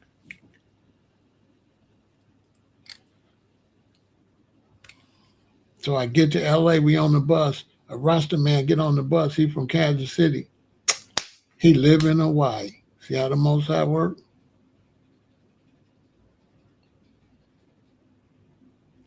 We get to LA. LA huge. What's the odds? And I want to go to Hawaii. What's the odds that a Rasta man, a foundational Black American Rasta man from Kansas City, got on our bus, and we sit in the back, come back, yeah, Rasta. And we became good friends, and he started coming to our apartment. We smoking and making nut milks and all that, and he's showing us fruit, and he live in Hawaii. And then he was going to go back because he had came to try to take care of his Social Security or something. You know what I'm saying? So I got his phone number, and then boom, couldn't find him. So we got some tickets to Hawaii. I got my ticket. I got my queen and my daughter and my boy's ticket 7 days later. I said, let me go and find him. And y'all come a week later. I beat and found him. And so I flew first by myself to Oahu, Honolulu. And I found him too. I found him the second day. Only the Most High could do that shit. The first night I got there, they said they were showing Bongo Man at the university. I said, I know it's going to be some Rastas there. So I went to see Bongo Man, and I did meet two Rastas. I met one named Tony Dredd and one named Clarence. But I'm looking for Shay Shay, but they told me where it's at. I told I'd probably come the next day. So I went and laid down in the grass. There's some grass at the university. I went and just laid down in the grass because nobody could see me. I went to sleep. So I got up the next morning, and you walk down and you walk over, and you're on Waikiki. So I'm on Waikiki. The Rastas told me they're on the North Shore. I'm going to find the Rastas on the North Shore. So I found which bus go to the North Shore. So when that bus pulled up and I get on the front of the bus, Shay Shay got off the back. The brother that got on the bus in L.A., the first bus I got on, the very first morning, when I got on that bus on the front door, he got off the back door. Now, you know that's God. Man can't do that. He got out the back door. I ran because, I'm from Chicago buses and stuff. I beat on the window, Shay, Shay. He see me like, And he got on the bus, and we went up on the North Shore with Tony Dredd, Ross Clarence, and all them. And history was made. And then to show you the Most High powerful, when my queen and my boy and her daughter came, and I went to pick them up, highly my scale from the Rastafarians, was on the same plane they was and was getting off when they got off. Highly my scale. Ramesses, why I do over here? Ramesses, yeah, Hawaii. I said, I moved over here. He said, boy, this is my hotel, man. Call me, man. Check me, man. When we go, back to Tony Dread's house. It's a white dude there talking about throwing a concert. He wanted to throw a reggae concert because they hadn't had a reggae concert since Bob Marley, which was years. I said, my brethren here, Haile Mascal from the Rastafarians, hooked it up. First reggae show since Bob Marley. Facts. All done through the elements.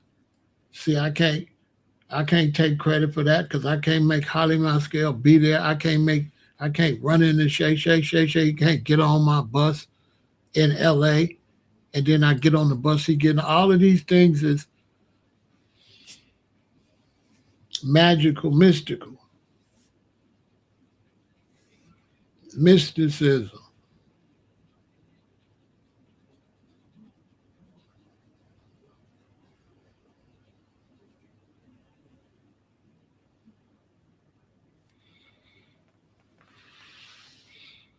You don't know why they look at us different because we are different.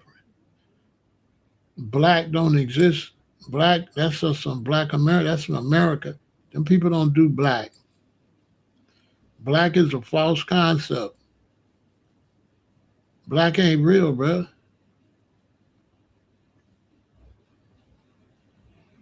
Black is the Black the Black Panthers in 1960. Black, that's what black is. Black is not old. We wasn't black. We was colors, Negroes, everything. We wasn't black. We didn't come black. My generation was the first ones to come black. Africans ain't black. Don't look at themselves as black like that. They not, listen, how you expect them to look at us black when Africans don't look at each other as Africans? They're not Africans. Africans ain't Africans. So how they gonna be black? They ain't even Africans. We think they Africans.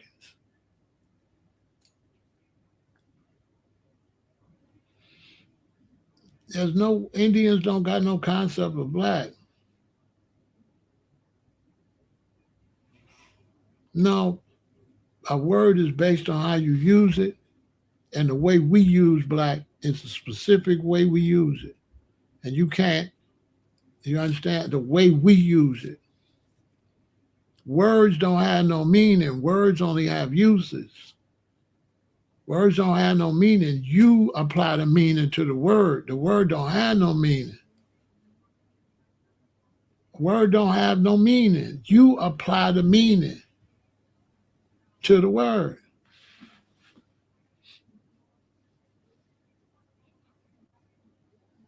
One time when I was driving Uber, I picked up some Asian people from some island. And they kept saying, "You're not black. Black in black. Can see them black. I need you want them black." But they wasn't saying I'm black. They was saying the sound black. No, listen. They was saying the sound black, not the word black. So no telling what black, black, black, no telling what that mean in their language. I'm trying to give y'all knowledge. Some of y'all don't want to listen and learn nothing. There's no such thing as a word. You think it's a word, but in reality, it's a sound. Black is a sound. It's not a word. And it could be used in many different ways to mean many different things depending on who you're talking to. So like I said, they was in the back of my car, blacking and black, my black and now blacking, black. I get you on that black. And that you don't black and they don't black. And they was not saying I'm black. It means something wherever they from. It means something else. You know what I'm saying? We the ones made black mean what it mean over here. Everybody got that from us because we big dominant. So in the 60s, we was the ones said loud, I'm black and I'm proud and black power. Me, my generation, us. My mom and daddy was colored. They was colored people. My mom and daddy used to say us colored people. I'm the one, me and my peers, we the reason y'all niggas is black. Just like the word niggas. Niggas don't mean niggers no more. People like stop using that word, but that don't mean that no more. Yeah, we don't want no, not the baby boomers, our OGs. Like when I'm in the sixth grade, like the ninth graders, 10th, 11th, 12th graders made that. We was emulating the OGs. The OGs the one had the afro, the combat boots, right? The navy pants, bell bottom pants, because the navy had bell bottom. That's where it came from. See, the first bell bottoms was the navy pants. Then they started making pants to match that because all the brothers had on combat boots, blue navy pants, or white navy pants in the summer, and army jackets. And they the ones that black, uh, uh, uh, Fred Hampton and them said we was black. And James Brown and them the ones said we was black. I was just a baby. I was just G with it, yeah. I just rolled with them. You know what I'm saying? They made that shit up. We just rolled with it. Yeah, they was older. The people that made black is older than us. It's like a psychological thing. If somebody said you black and ugly, you know how black people is. Back then, we flipped everything. Because, we magical, mystical. We flipped everything. Think about it. People only talk about the word black. But I tell you a word deeper than that. The word bad. They flipped the word bad. Black ain't the most, listen, black ain't the most wildest one. Everybody picks on black. The biggest flip was bad. They was like, that's a bad ride, man. That's a bad chick, man. Man, that's a bad jacket, man. That's bad, brother. They flip bad. Think nobody complain about bad. James Brown said, I got something that make you want to shout. I got a thing to tell you what I'm all about. I got soul and I'm super bad. We went crazy. Yeah, bad. We flip bad. I got the groove to tell you what to do. Hey, bad. Bad was bigger than black. That was the biggest flip. But black stayed. But bad was the biggest flip. Think about it. They made bad meant good. Now tell me that ain't a flip. Man, that's a bad ride, man. Man, them some bad shades, brother. Yeah. That's my OGs. They was cold with the wordplay. I ain't gonna lie. They was cold with the word. They was cold, boy. Cold, cold, cold. They flip cold. How cold mean great. They flip cold, bad, black. A whole bunch of words they flip.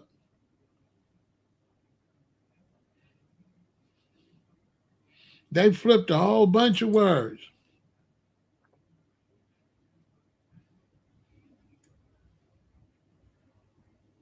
Yeah, you know how little boys is? You don't want to be like daddy. You want to be like the teenagers when you're in the sixth grade. When you're in the sixth, seventh, eighth grade, you want to be like the 10th grader. Like, okay, when I'm in the fifth grade, I don't want to be like the sixth graders or the seventh graders. I want to be like the eighth, ninth, 10th graders like that, the big boys. I don't want to be like the ones that's like me already. So my generation, we start skipping generations. My generation, we start skipping generations. By the time I was in the 8th grade. I was selling green to high school boys.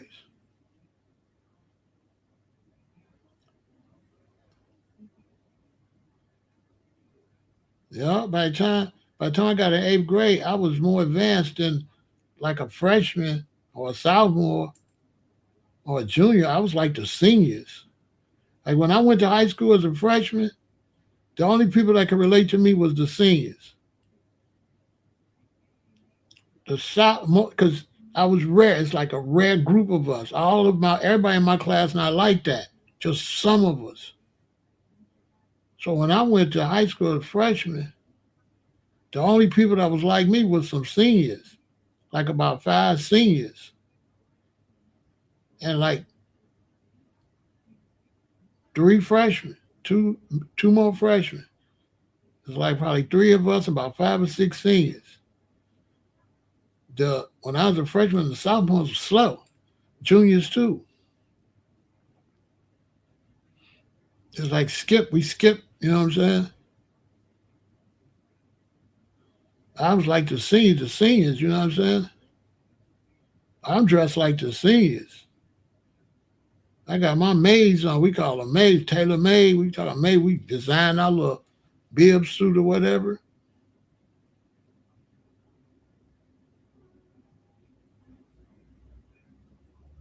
You know what I'm saying? So it's like skip. You know what I'm saying? That's how I end up selling illegal stuff because I was advanced. That's why I ain't had no racial problem. All that. I was way skip years the way I was functioning. I was like a rapper today. That's what it reminded me of. I was like a rapper when I was a freshman, 8th grade. I was like what you would call a rapper. A rapper is not like everybody else. I was like that. So the seniors, I'm a freshman. The white seniors see me. They're like, "Hey," I'm like, "What up?"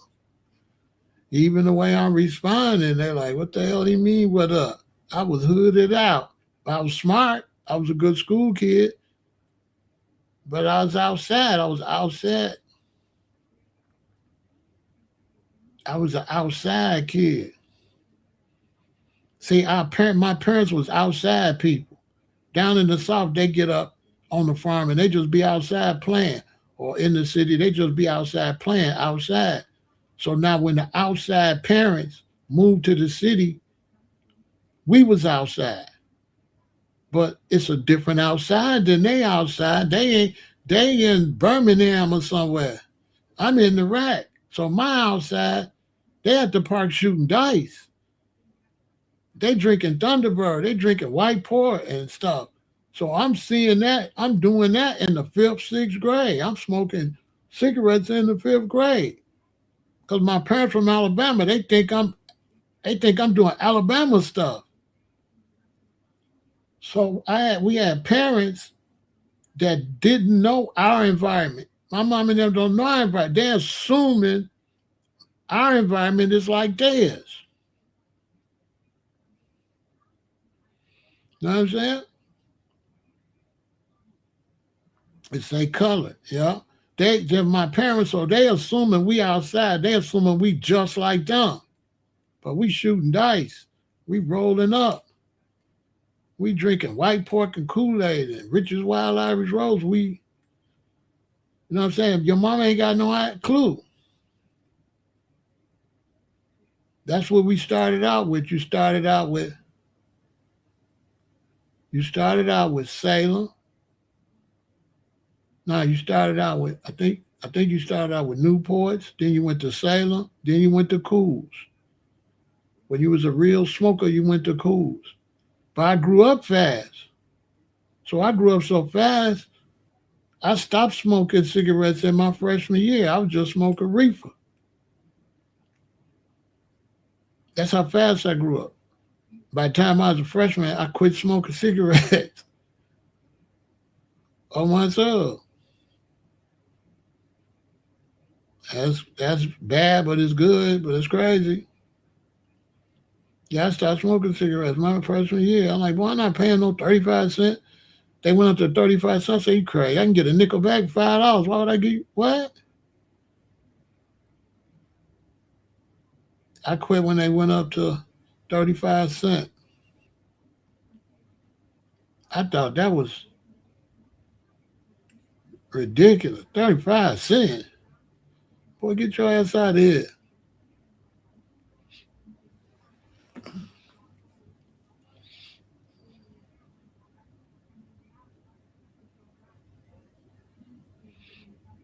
Yeah, because I wasn't going to pay that. I wasn't going to pay no 35 cents. That's too much money. You know what I'm saying? That's how I looked at it. 35 cents. Because we used to get them for 28 cents.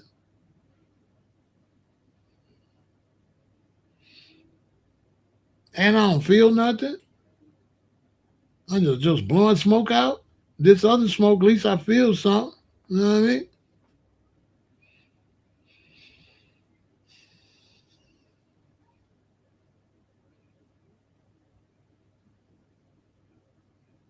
I grew up so fast. Shit. Before you knew it, I had dreadlocks.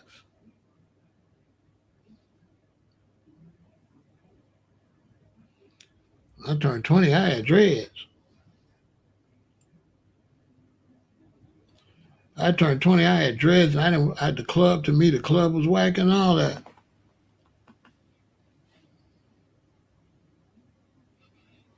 Yep, they made it super fly. I'm fly. Yeah, I grew up so fast. By the time I was 20, I grew my Jerry curls into dreads. The last hairstyle I had was Jerry curl in 1978. Because I had a Jerry curl before it got popular. Like I said, I was moving fast.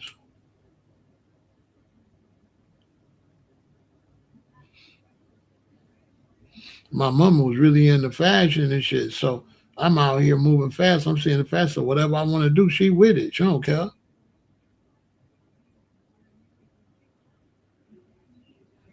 Yeah, Mom, I want to get a perm. All right, I'll take you up there. Let Debbie do your hair. She don't care.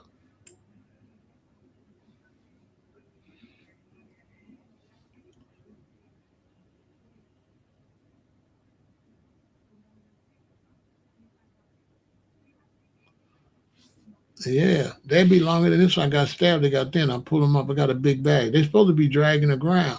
I would have to fold them up. When I got stabbed, I lost a lot of blood. They all got thin. I pulled them off because they all got real thin. Then they grew back out when I got well. They all got real thin in the same spot.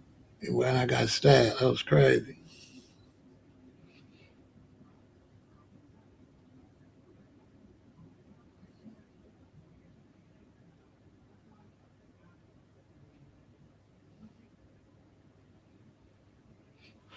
Real talk.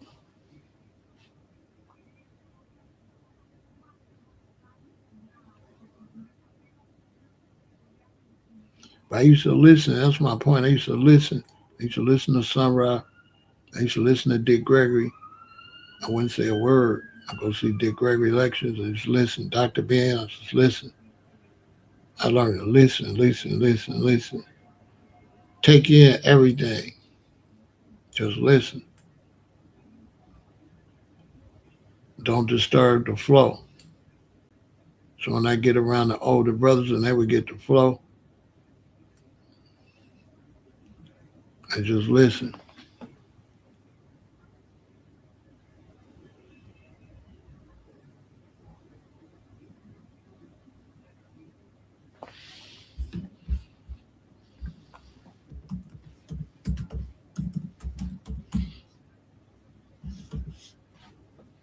For me,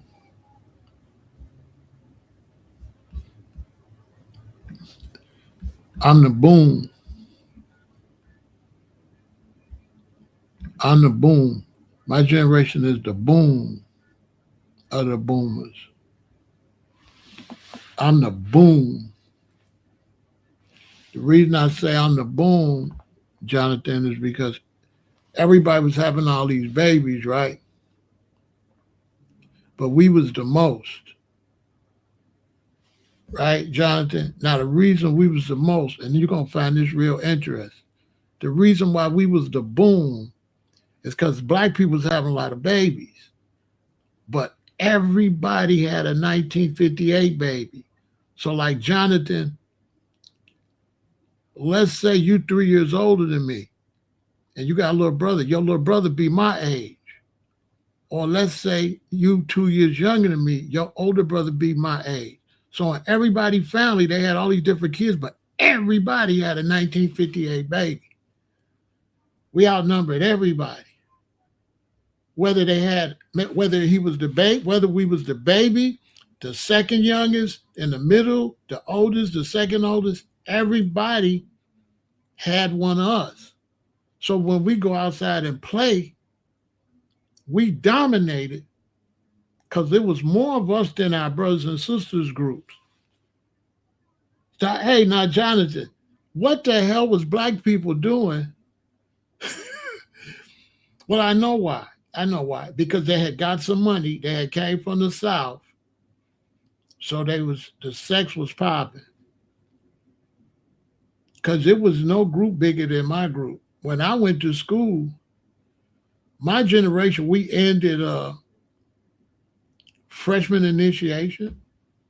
Freshman initiation is when they beat up the freshmen. Well, they couldn't do freshman initiation to us because it was 8 to 10 of us for every. It was 8 to 10 of us for every one senior. So when the seniors said freshman initiation, it was so many of us. We was happy. Yeah, seniors initiation. We go 8 of us and stand up on the toilets and 4 stars at Clona. When the senior come out, we jump out. We don't hurt each other, but so that went away. Another thing too, Jonathan, the gangs went down. So I went to high school from 72 to 76. Anybody tell you, from 72 to 76, the gang recruitment went down because the gangs couldn't recruit us because we outnumbered them. The gangs went back up 77, 78, 79. That's when the gangs went back up. But in my generation, they couldn't make us be gangs. We could beat the gangs up. They never. We had a group called the Non-Gangsters, and we used to run up on the gang members and beat them up if they keep playing. It's too many of us. Yeah, it was a lot of us.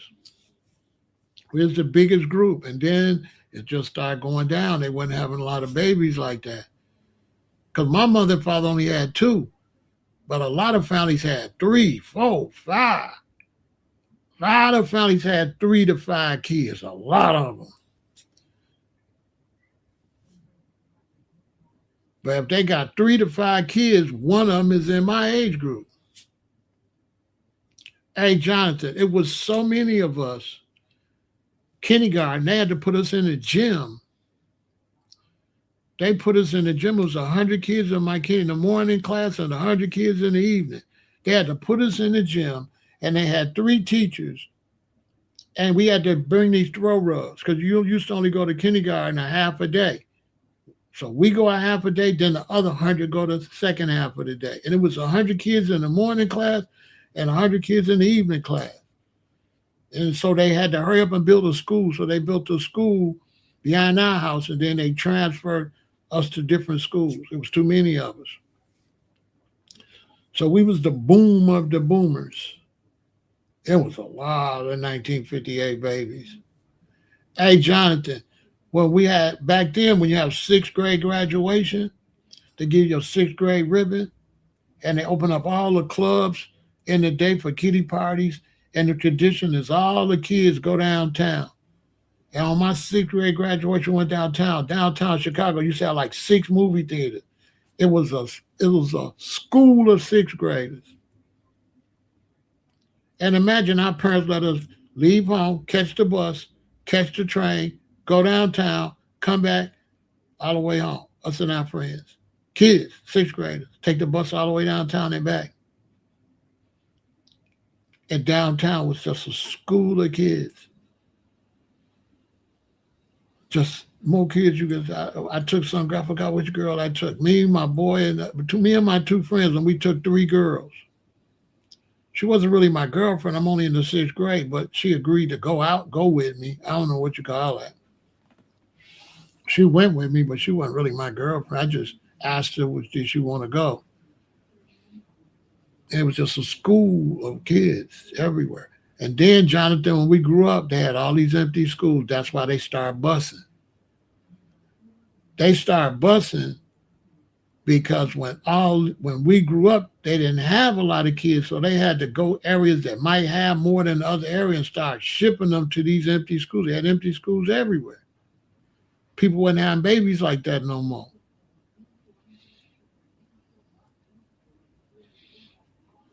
So yeah, I was like the boom of the boomers. My sister was born in 1959. It wasn't as many of them as it was us. It was a lot of us. Ooh wee. And that's why we play sports. Because we got a basketball team, we got a baseball team, we ready. You know what I'm saying? We had our own baseball team. And listen, we played baseball, but not with no little league. We played Aberdeen Street against Main Street. Had a baseball diamond at the end of the block. We bought our own bats, equipment, and gloves and stuff. The older boys would be the coaches. The littlest boy is out there in left field or right field where they don't think nobody gonna hit the ball at. And then you grow up and you move up and the other little baby step in. But eventually they didn't have enough kids to do any of that. That's why we had to play elimination. There was too many boys to play 5 on 5. That's 10. It might be 15 people on the court for eliminations. That's why I play elimination. Once you get the first person get to a certain point, so many got to go sit down. And people keep sitting down till it's two left, and then they play to 21. There was a billion of us.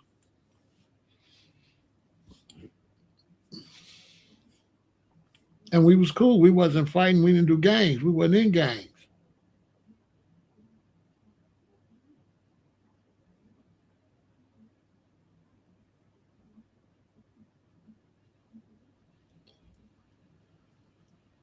Oh yeah, back then we was already well. Back then your parents trained you.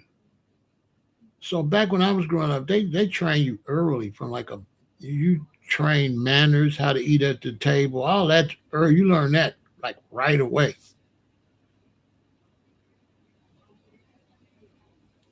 When I was growing up,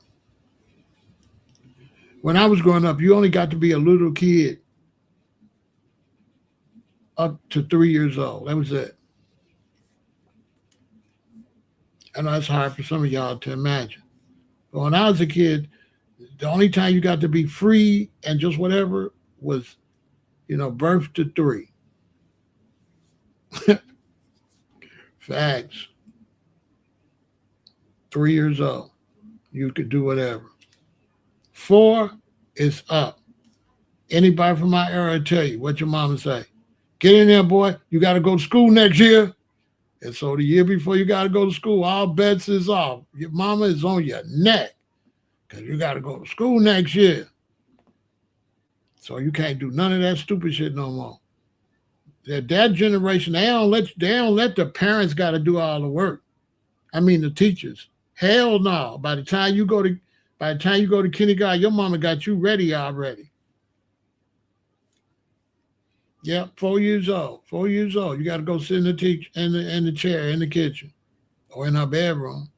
Facts. Four. Here we go. Drill sergeant. What's your name? Michael Dwayne School. Spell it. Where I work at? So and so, so and so. Where your daddy work at? So and so, so and so. What's your birthday? So and so, so and so, so and so, so and so. What's my work phone number? Da, da, da, da, da. What's your daddy work? Where your daddy work? You had to know all that shit. Your mama drill you for that for about like 4 weekends. Boy, you be frustrated. Oh yeah, you get the drill. You gotta know all. You got to know how your mommy first name, middle name, last name. You got to know how to spell it. You got to know your daddy first name, middle name, last name. You got to be able to spell it. 4 years old. You better know all that. You got to know where your mommy work at. You got to know her work phone number. You got to remember all that. You got to know your address, zip code, area code, all that. Memory. 4 years old.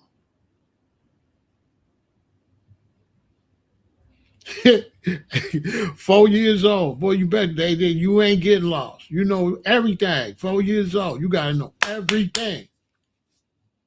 It ain't like, I don't know what's up with these kids.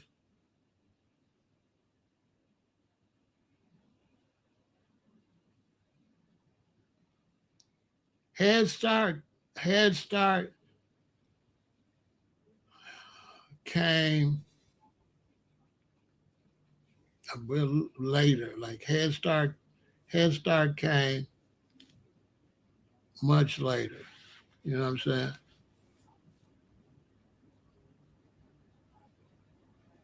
Because now Head Start came much later, like much later. Like in the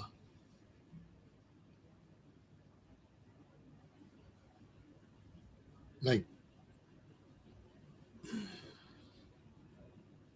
I'm trying to think because they was doing babysitters. They was doing babysitters, and then they came up with Head Start and preschool. They called it Head Start, Head Start and preschool. But that's because people were starting to have sex out of wedlock, and women were starting having babies without no man. So once the family structure started disintegrating, now you got these women with a boyfriend don't live with them. She got a baby. Who gonna watch the baby?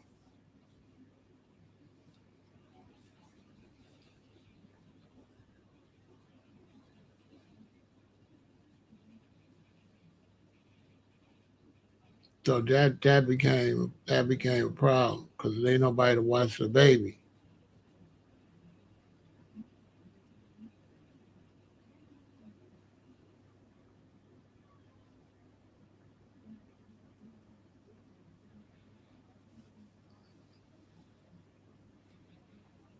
So they start coming out with all that stuff. Because when I was growing up, we watched yourself. Then the police started tripping. See, these people from the country, so the police they ain't paying no attention to kids at home by themselves like that. They ain't paying no attention to that like that. In 63, 64, 65, 67, all up to the early 70s. They ain't paying. Me and my sister come home from school, we just there by ourselves till mama get home. They tell you don't open the door, don't go to the door, go to my door, don't open my door, don't touch my door. Don't let nobody in this house. And we weren't like these kids. What they said, that shit was written like Jesus said, like God said it. Boy, we not finna do nothing that they tell us not to do. Is you crazy? Mama said don't go to the door. And back in them days, if it's two kids and mama don't say don't go to the door, hey, one of them kids is the supervisor. Now, you can try to go to that door if you want to. My mom was like, don't even go to it.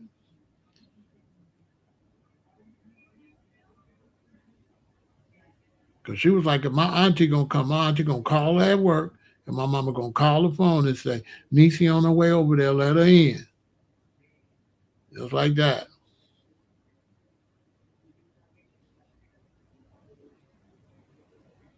We was like grown,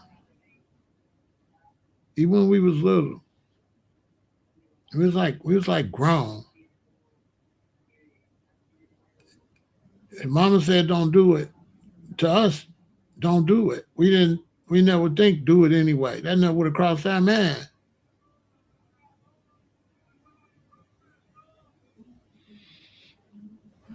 That type of raising, when is Gen X?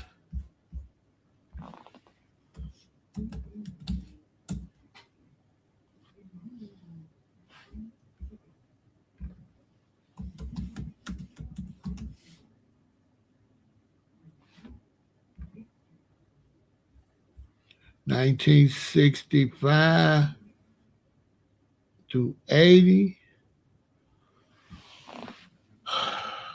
80.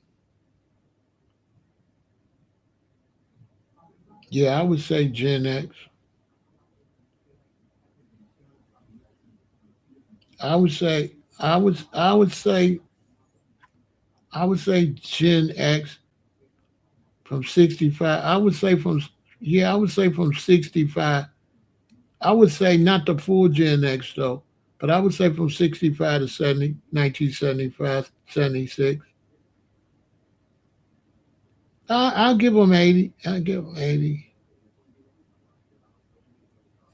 Yeah, I'll give them 1980.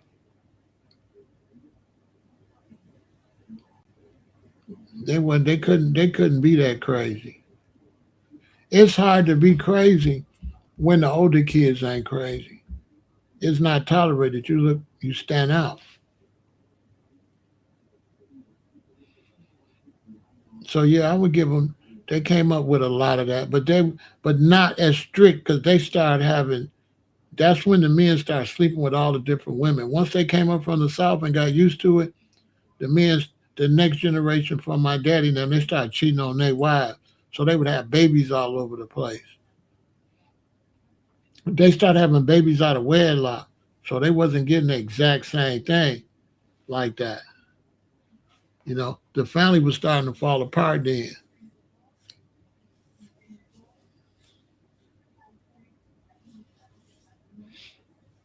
The family was starting to fall apart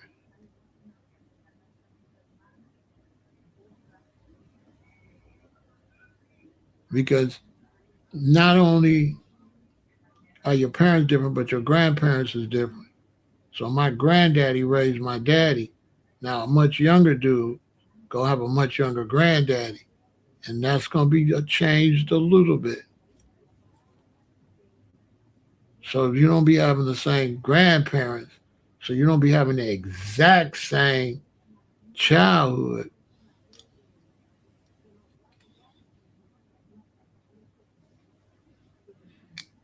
because kids was starting to get beside themselves, doing stuff that wasn't allowed in my generation. You wasn't allowed to like fail no classes and shit like that. That was that next little group. They was allowed to. They could fail classes. Them the ones went to summer school. We ain't go to no damn summer school. Summer school. Boy, ain't nobody trying to go to no summer school. So Gen X, they was starting to fall off. That's the summer school group. They was getting dumber and dumber.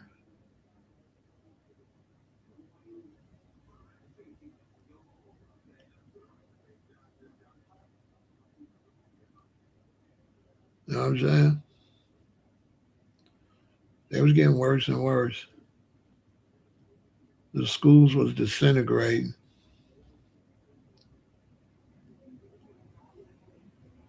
The recreation was changing. They didn't right? They didn't play like that. You know what I'm saying? But that depends on where you live at. If you live in a smaller town and stuff, it's less you're gonna be able to do than a big city. So that has a lot to do with it too. If you live in a more smaller place, you can't really get too crazy because there ain't nothing to do there anyway. But if you live in a city like Chicago,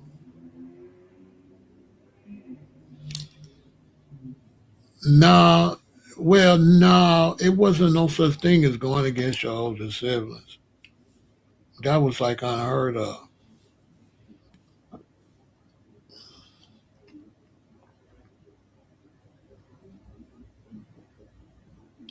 Because mamas used to mama from a distance, and somebody gonna call mama, and you got mama's job back then. You got mama's job number. You could call a job back then. Back then, you could call your mama's job, and they'll go get it. Betsy, you got a phone call. Yeah, you could call. Back then, you could call a job.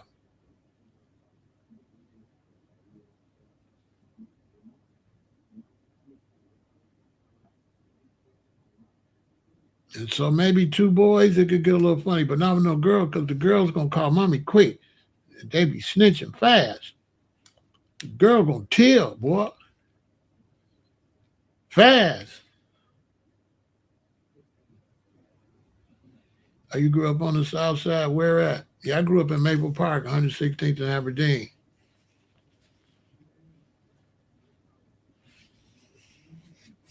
I grew up on 116th and Aberdeen. Where you grew up at? I used to be there, wherever it's at. I used to hang out over there. Yeah, I used to hang out over there. And back then, you get your license on your 16th birthday. You get your permit before you turn 16, and on 16, you get your license.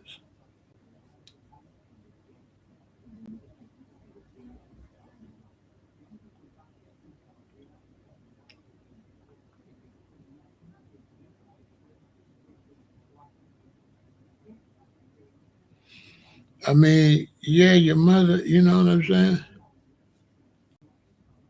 Your mother used to spank you when you was real little, and that carries.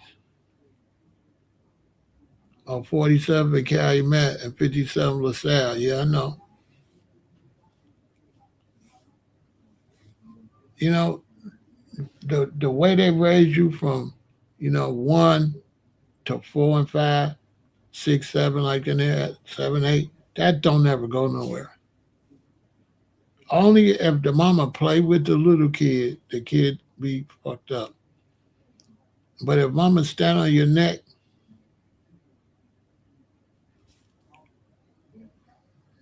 3, 4, 5, 6, 7, 8, 9, like that.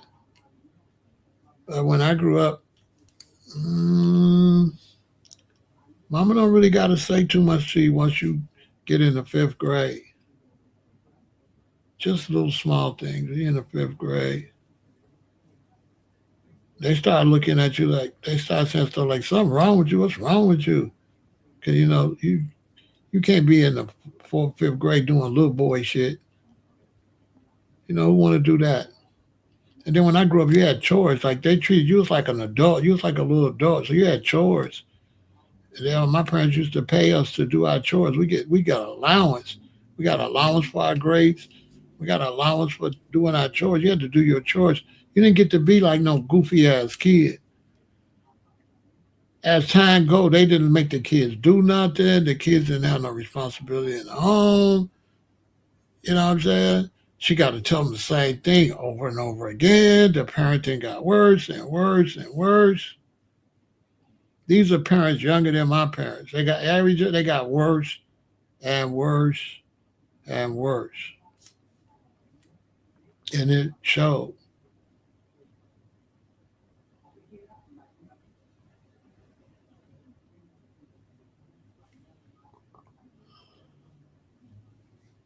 The parenting just got worse and worse and worse.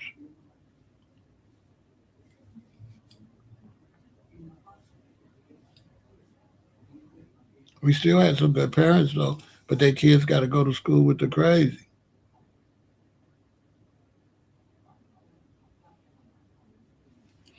Gen Z is when it went down.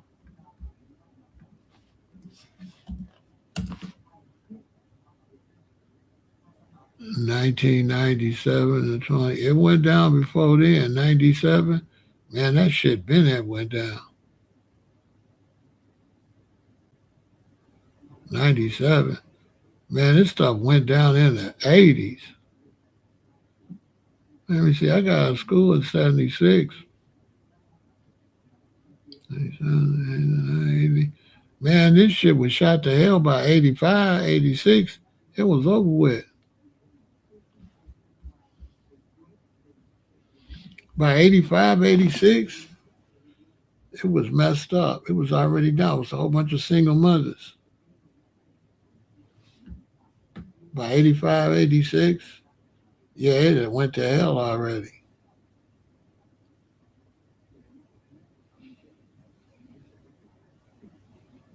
When I got to LA, because I got to LA in like 82, it was shot to hell. It was gone.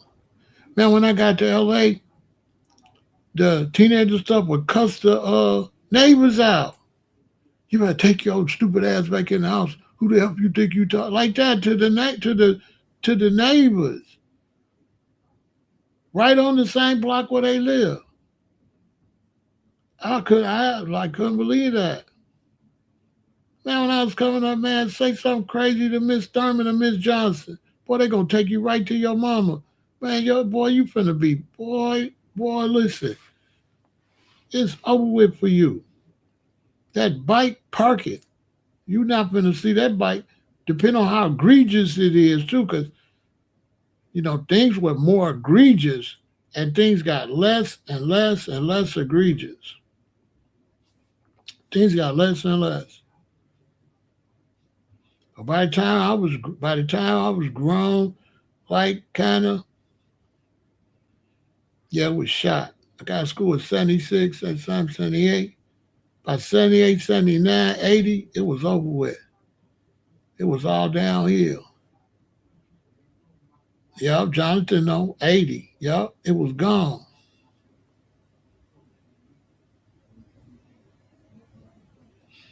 It was gone. The gangs that took over around the time they tore down the fort down there and all that. Man, it was over with.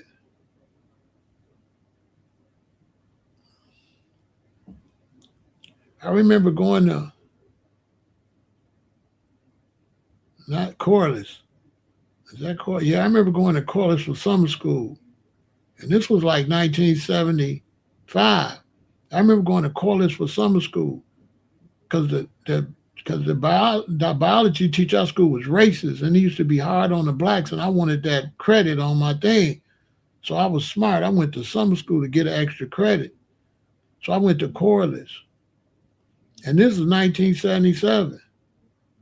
I mean 70, 75. Man, them kids were stupid as hell.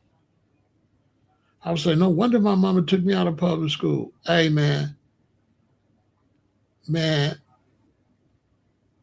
didn't have no type of, man. And so, yeah, that shit fell way before 80. When I think back, man, that shit had failed with that younger generation. Man, that shit had failed by 76, no, by 75, about 74, 75 was over. Because I remember I went to college. I couldn't believe I never seen no kids like that. As a matter of fact, when I think about it, it was going down. That's why a lot of our parents pulled us out of public school because it was going down. It was going down fast. And man, I remember I went to Corliss, man, for summer school, and I had never seen nothing like that in my life. Because summer school is all the dumb kids. Man, it was tripped out. I said, damn, I had never seen nothing like that. I had went to a Lutheran school, so I hadn't been in public school all them years. Man, I went back to public school, to summer school, man. They was like animals in there. They was dumb as hell. They ain't had no discipline, none. I ain't lying. So I got to remember, I was at a Lutheran school. So I don't know how they was acting in the 70s. But I do know now when I think about going over there to Corliss, I thought to myself, no wonder my mama got me out this public school. Man, you should have seen her, man. I had to threaten to whoop a couple of them dudes. Cause just cause you dumb, that don't mean you really about nothing. You know what I'm saying? That's another thing you learn growing up. Sometimes dumb people, they think being dumb make you can fight. Just because you dumb, I mean you got no hands. You know what I'm saying? They be thinking because they dumb, they think they tough and they be dumb, so that's what make them think they be tough. And they can't even fight. But yeah, I remember I went to Corliss, I couldn't believe it. I was like, oh, no wonder my mother got me the hell out of here. What the hell? Yeah, it had went down. It had went way down with the young kids. All that time I was in Lutheran school. Now that I think about it, because I had never seen no kids like that before. They was just totally. And then I used to have to take the bus, and you should have seen how they was acting on the bus. You should have seen them, man.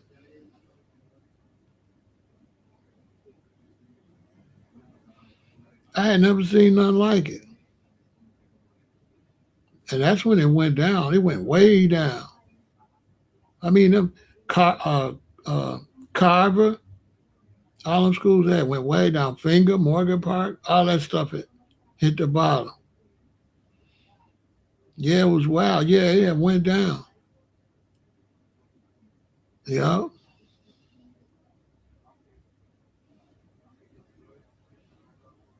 yeah, it was. It was.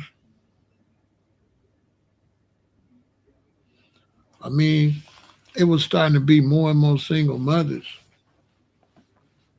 And mamas, when they raise a kid by themselves, it'd be like her only friend. So she can't afford for the kid to get mad at her. So she tried not to have the kid get mad at her. Yeah, I'd seen that. So she trying for not the kids to get mad at her. See, when it's a mama and daddy, mommy don't care if you get mad at her because daddy still ain't mad at her. And then daddy gonna tell mommy, man, he better go sit his ass down. So it's a backup to discipline you. But when the woman got you by herself, sometimes she try to be your friend. So when I got older and I would date women with children, if she didn't stand on the children, we never would become a couple. You know what I'm saying? But when she stand on her children, then we be a couple. Because I know I ain't got to do nothing but back her up. I don't got to be the enforcer. She the enforcer. I just back her up. And it worked out great. My stepchildren was great. Their mama wasn't playing none. None. But we couldn't let them really hang out a lot because the other parents wasn't none. You know what I mean? So when I was raising the last kids I raised when I was in my early 40s, I'd had to I threatened a whole bunch of daddies and boyfriends and mamas over the kids. I had to keep it gangster to get stuff ready. So if the kids was out of line, I threatened the daddy. I tell the daddy, listen, if we have some more problem, I'm not coming to see the kid. I'm coming to see you in the door. So he said, I only had to do it a couple of times before the word got out. Ja Rule, he gonna get down on you. I'm only gonna tell you once to get your dumbass kid.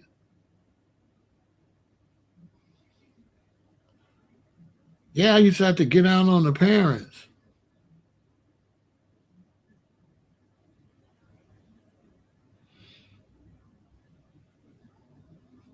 Yeah, my kids was good. I never had to really trip with them.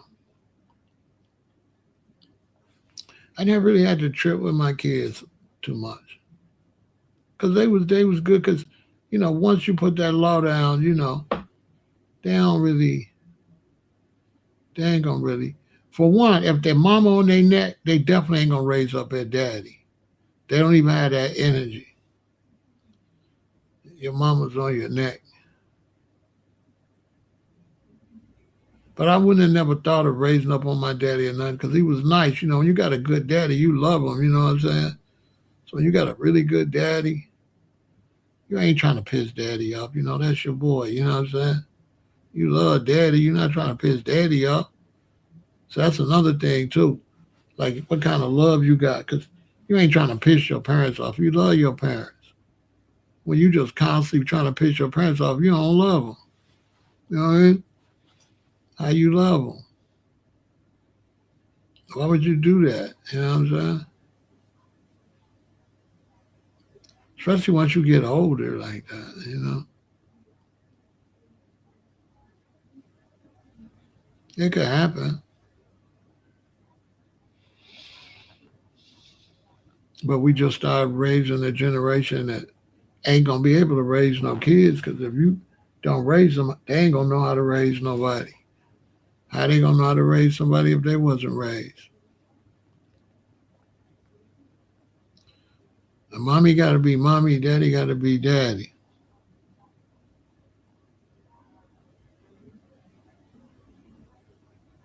My daughter yelled at me, so my dad never yelled at me aggressively, even once. Very scary. Uh, no, because like I said, my mama was a disciplinary. So when you in line, you in line. You're not gonna be in line with mommy and get out of line with daddy. So we really wasn't out of line like that.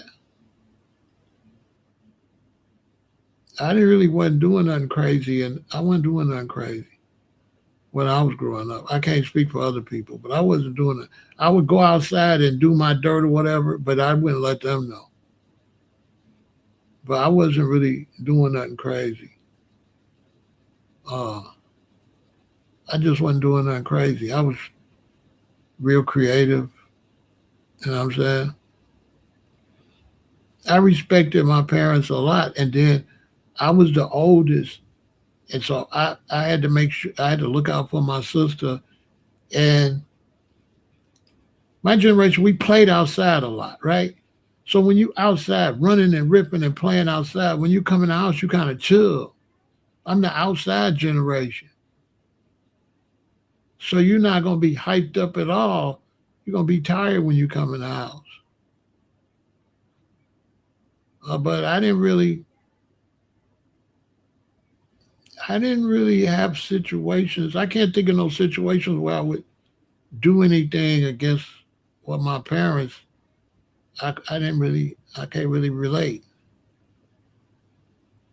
I had my basic chores. I had to make sure no garbage is in the bedroom. Cans take the garbage out of the kitchen can full stuff like that. But I never had no beef or nothing with my parents or nothing like that. But you gotta understand that the way my parents raised us, hell, by the time you're in seventh grade, you were grown. You grown. See what I'm saying? By the time I was in seventh grade, I'm like grown. I'm not grown because I don't know what to do grown. But I'm talking about the way I'm carrying myself. I'm like grown in the seventh grade. I'm not doing no little stupid ass little kid shit and irritate my parents and all that old weird ass shit. And then they was chilled out. I'd go up mess up at school and stuff, but my daddy didn't care about that. He didn't care nothing about me being up at school telling jokes and shit like that. But I didn't steal. I didn't do stuff like stealing and stuff to have you go to jail. I didn't do crimes and shit other than smoke a little herb, shoot dice. But I didn't do burglaries, crimes, stealing. I didn't do certain things. I was chill. I didn't really go against my parents or irritate my parents like that.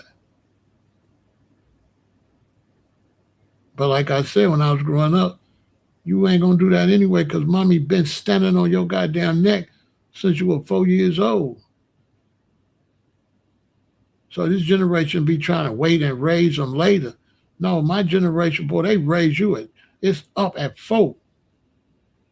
It's up at 4. At 4, it's up. By the time you get in the sixth grade, you be damn near grown. The way my parents and them raised you. Because you got to understand, my daddy used to have to drive the tractor for my granddaddy. So they had grown people responsibility in the fifth and sixth grade. So he raised me like that. He didn't really raise me as no kid. He raised me to be grown. So when you grown like that, you ain't trying to do no whole bunch of goofy ass shit like that. And you a grown ass. Me and all our friends, we had strong daddies. I go to all my friends' house, we play his daddy's records. We doing stuff like that. We smoking a little reefer, and they might have to say something if they find out, but we ain't really doing nothing bad or nothing, like that. I'm definitely not talking back to my parents. I ain't saying no smart shit or no shit like that. I said something to my mother one time. She ran and got a gun. I had to stop her from coming in, but I don't know what I said. So it couldn't have been that much, or I would remember. Probably something sassy or something. I don't know.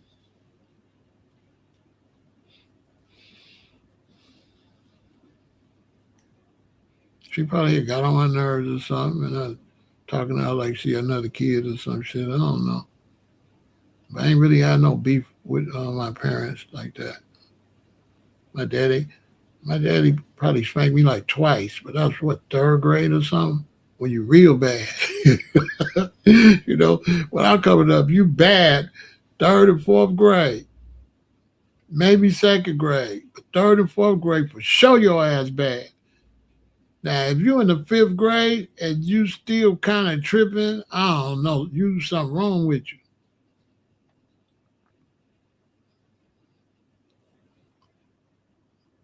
But then his psychology, he raised you to be grown. My daddy and mama didn't raise you to stay young.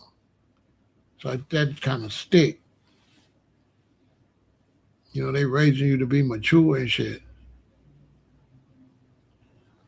Now, my daddy didn't do no discipline and shit like that. Mommy did all that stuff. When I was growing up, if your daddy got to get you, you didn't really went way, you know what I'm saying? You out of line. When I was growing up, if your daddy got to get you, you way out of line. But that it depends on what kind of daddy you got. Because if it's my daddy, that's probably gonna go back. I don't know. I never tested them. But mommy do all that, and then mommy protects daddy, and you can't talk crazy to mommy's husband. I'm gonna just tell you. So when I'm coming up, if you piss my daddy off, you didn't piss mama off. Like you in a bad spot if you go that far. And then I'm a hustler. I'm smart. I need my birthday gifts. I need my Christmas toys. I'm not gonna mess that up. You know what I'm saying? Because I can't see no reason to just be unnecessarily bad. Go in your room, watch your TV, play with your stuff, find you something to do in your age. Why is you doing, you know, I don't understand that part. I stayed in my zone. Whatever age I was, I stayed in that age. I did that age stuff with my own stuff. I never really got outside of what my age is and what I do. And then if I do something, I ain't doing it around them, and they ain't gonna never find out. And even if they find out, I'm gonna be the did it so slick and so respectful. They just gonna be saying I'm stupid for getting caught, but it ain't gonna be like I wasn't doing crimes and breaking in the neighbor's house and all that loser shit. I wasn't doing all that. And then me, my sister, my mother, my father, we was like a team. It was different. We was a team. We was a unit. Yeah, he was daddy, she was mommy, but it was more than that. We was the four of us. We a unit. That's how it more like it was with me. I ain't trying to piss mommy off. That's bogus. You know what I'm saying? She gonna be pissed off because she a woman, so she gonna be pissed off at little stuff. But it ain't nothing serious. I'm not finna do nothing serious and be pissing off my parents. Because my parents raised me that if you got older and you were doing such stuff, they started saying something wrong with you. You slow.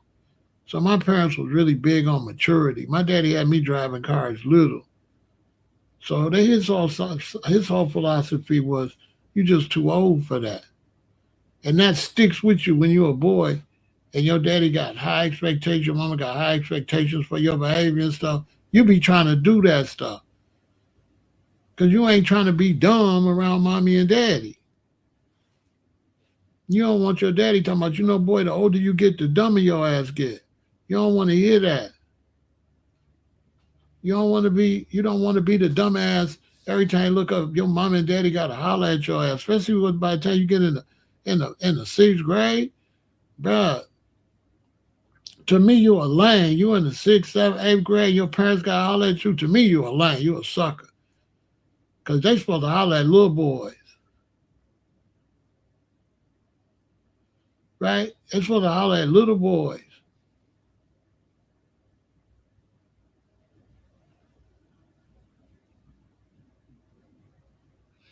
You ain't supposed to be hollering at no big boy. Then my sister was a year younger than me. So play with her. She gonna hit you with something. Cause she ain't got no filter. She a girl. Or she gonna do you way dirtier than you gonna do her. So now I won't bother her ass. She gonna go too far. One time we had some transistor radios, some little ones like this, some black ones. They used to put the white thing in and listen. And kids is be doing stupid shit. So I had hers. Why? When I got my own. But I got hers for some reason. And I dropped it. And it fell down the stairs and broke. And she ran in my room and got mine. And she threw mine down and busted in a whole bunch of pieces. So you gonna play with somebody like that? You know what I'm saying? But I had been raised from like 2 years old, don't hit girls, don't hit her, she a baby, don't hit girls. So I was raised, don't hit girls, don't hit girls, don't hit girls. So, I never would have hit my sister because I was already programmed. You don't hit no girls, you might break them, you might hurt them. That's how my mama told me. She said they got breasts and they had babies in their stomach. If you hit her, you could hurt her. My mama and them used to tell me stuff little. They didn't raise me to be no dumbass.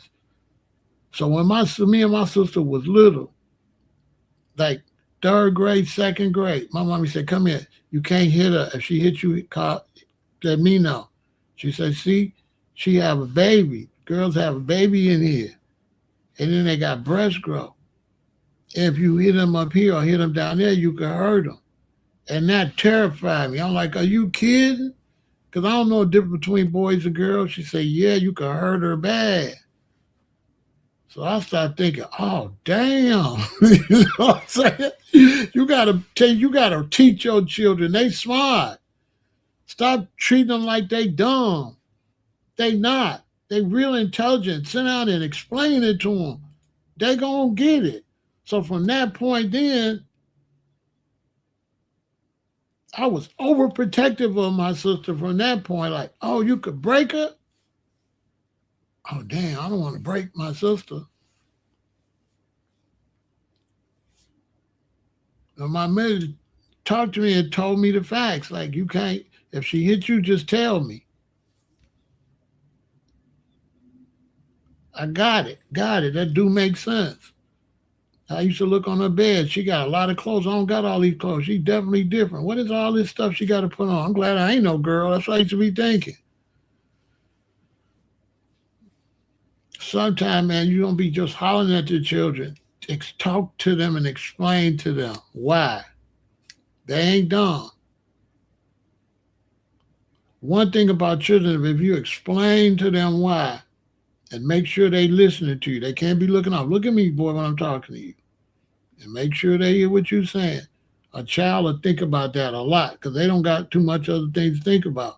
So what you say to your child, they're going to run it around and around in their head. And then what it is, they smart. It's going to make sense to them. They say, you know what? That makes sense, what mommy said.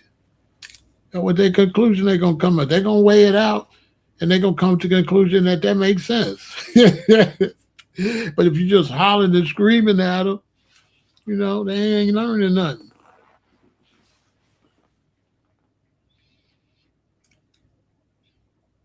But now, I ain't never really go against my daddy like that.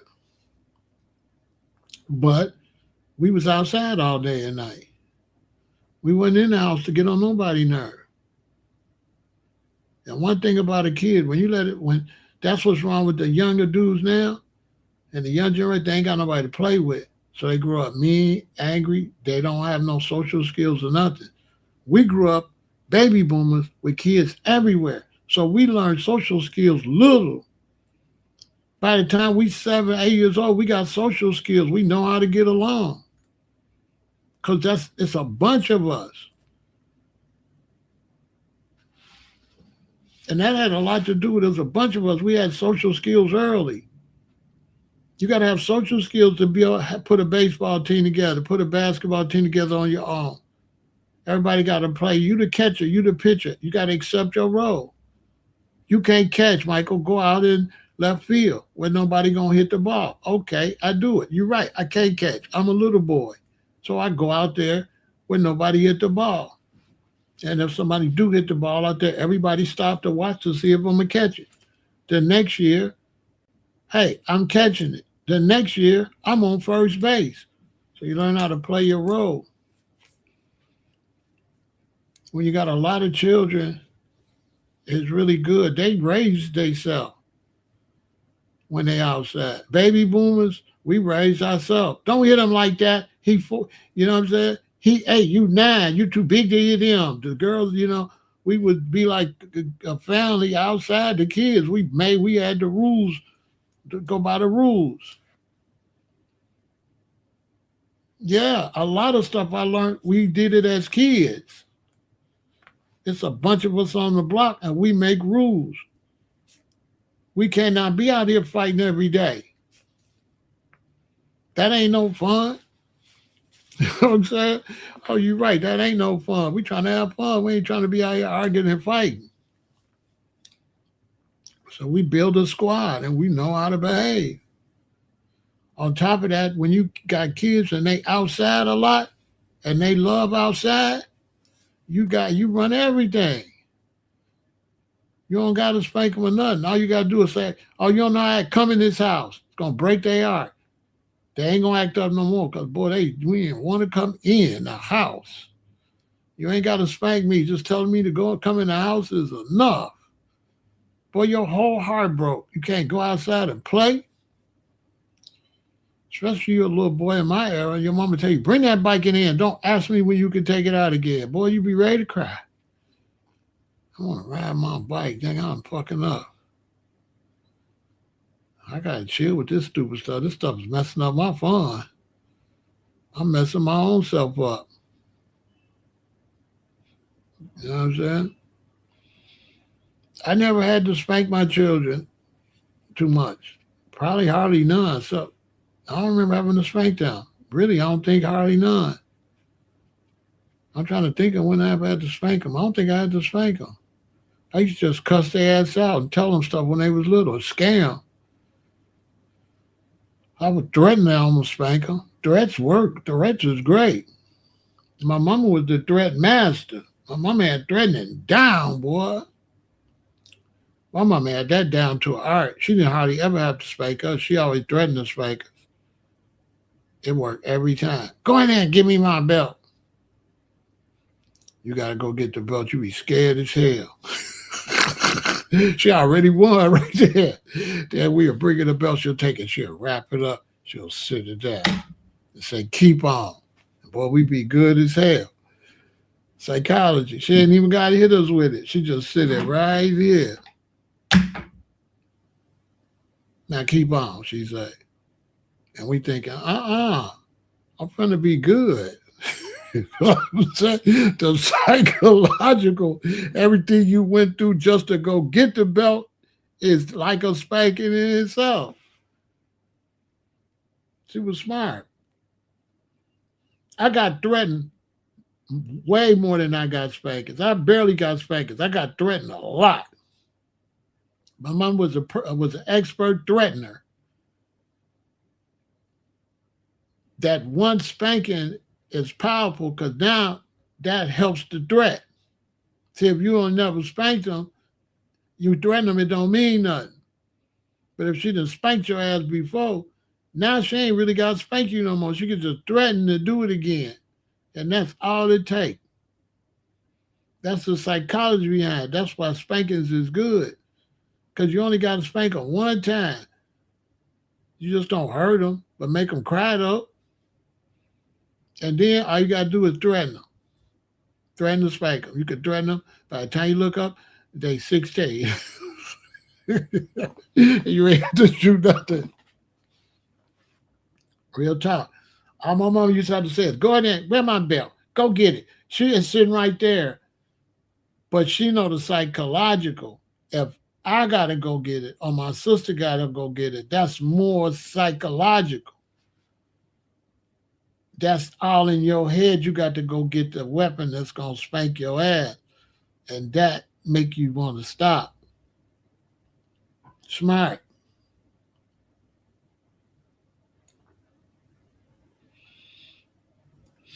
But I raised four teenagers and a little girl, and I didn't have to really spank nobody. Their mama was fucking them up, dog. If they went too far, she was spanking them, but not when they got bigger.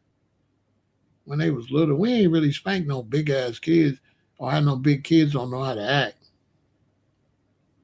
If your kids in high school and all out of line, then you ain't no good parent.